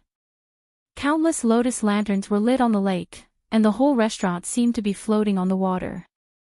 It was so beautiful that it surprised her. "It's so beautiful. How did you find this place?" Bailey Yun took her hand and walked onto the wooden bridge. "The person who lives here is a friend I met in the United States.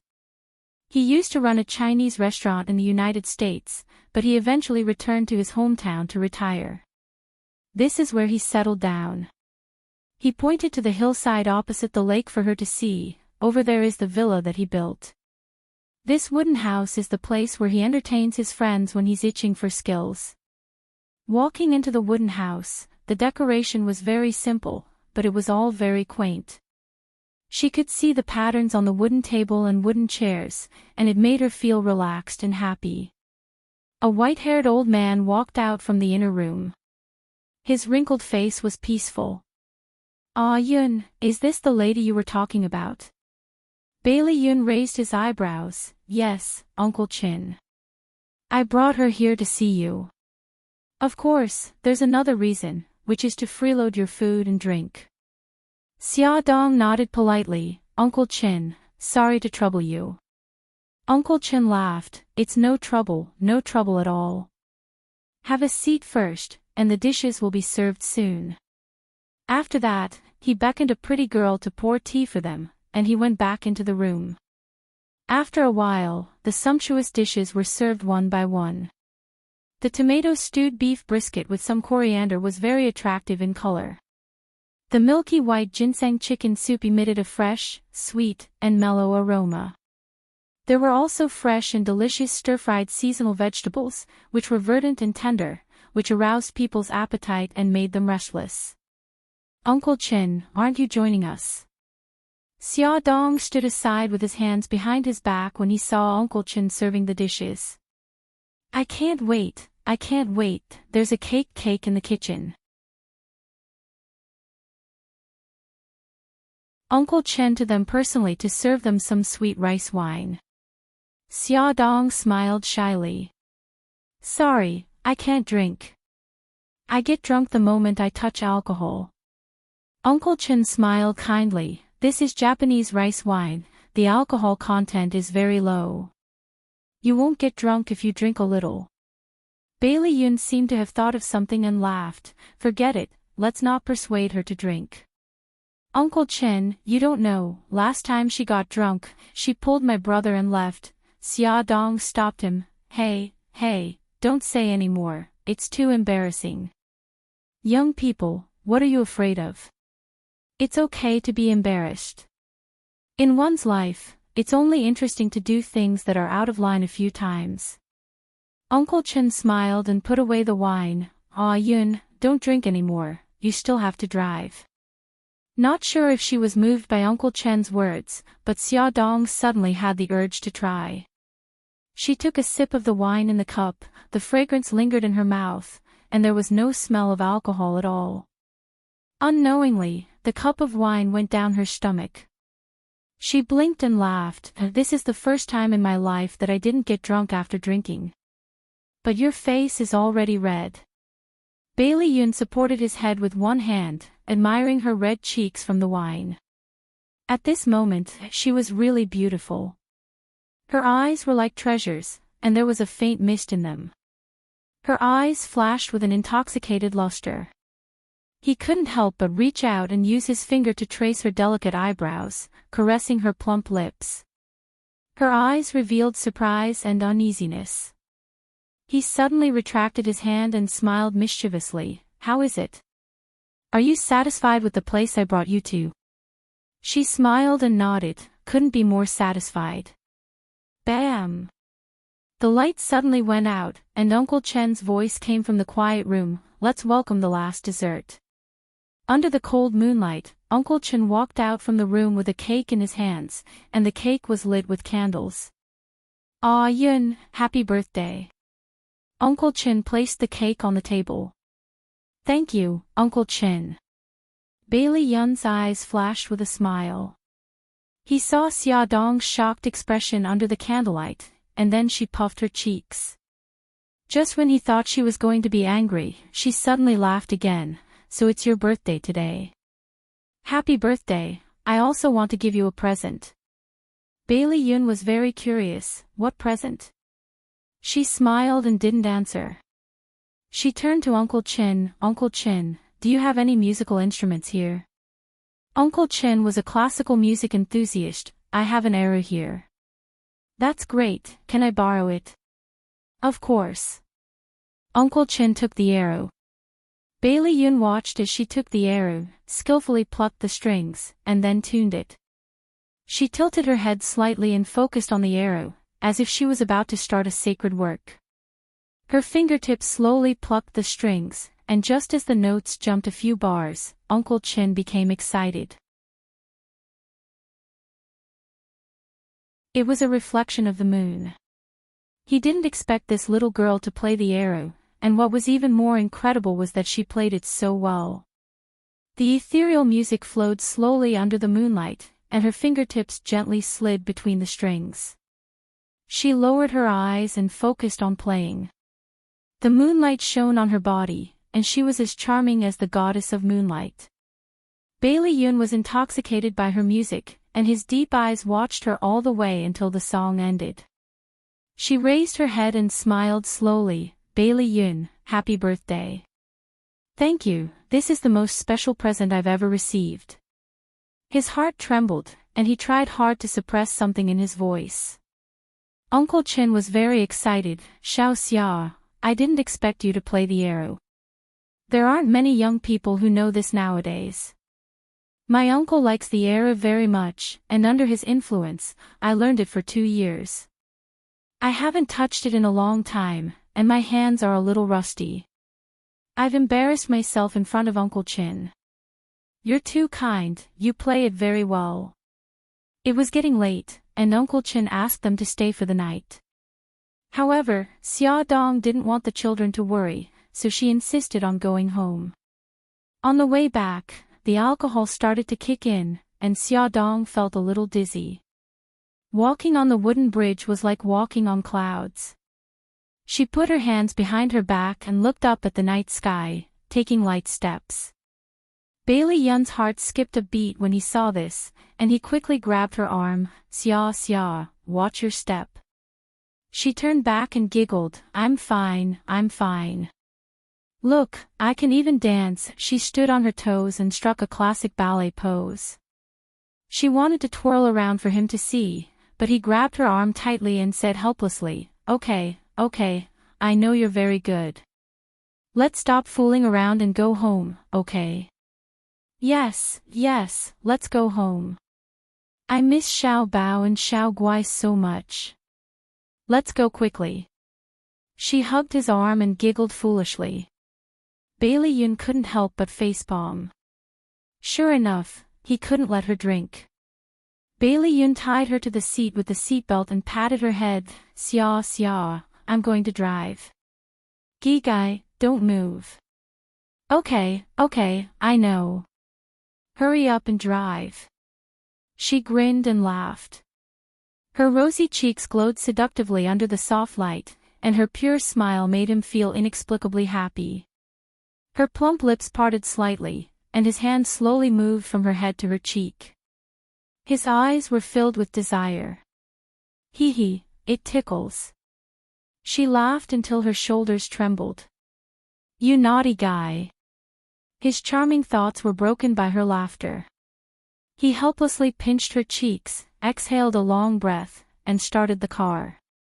The night scenery outside the car quickly passed by.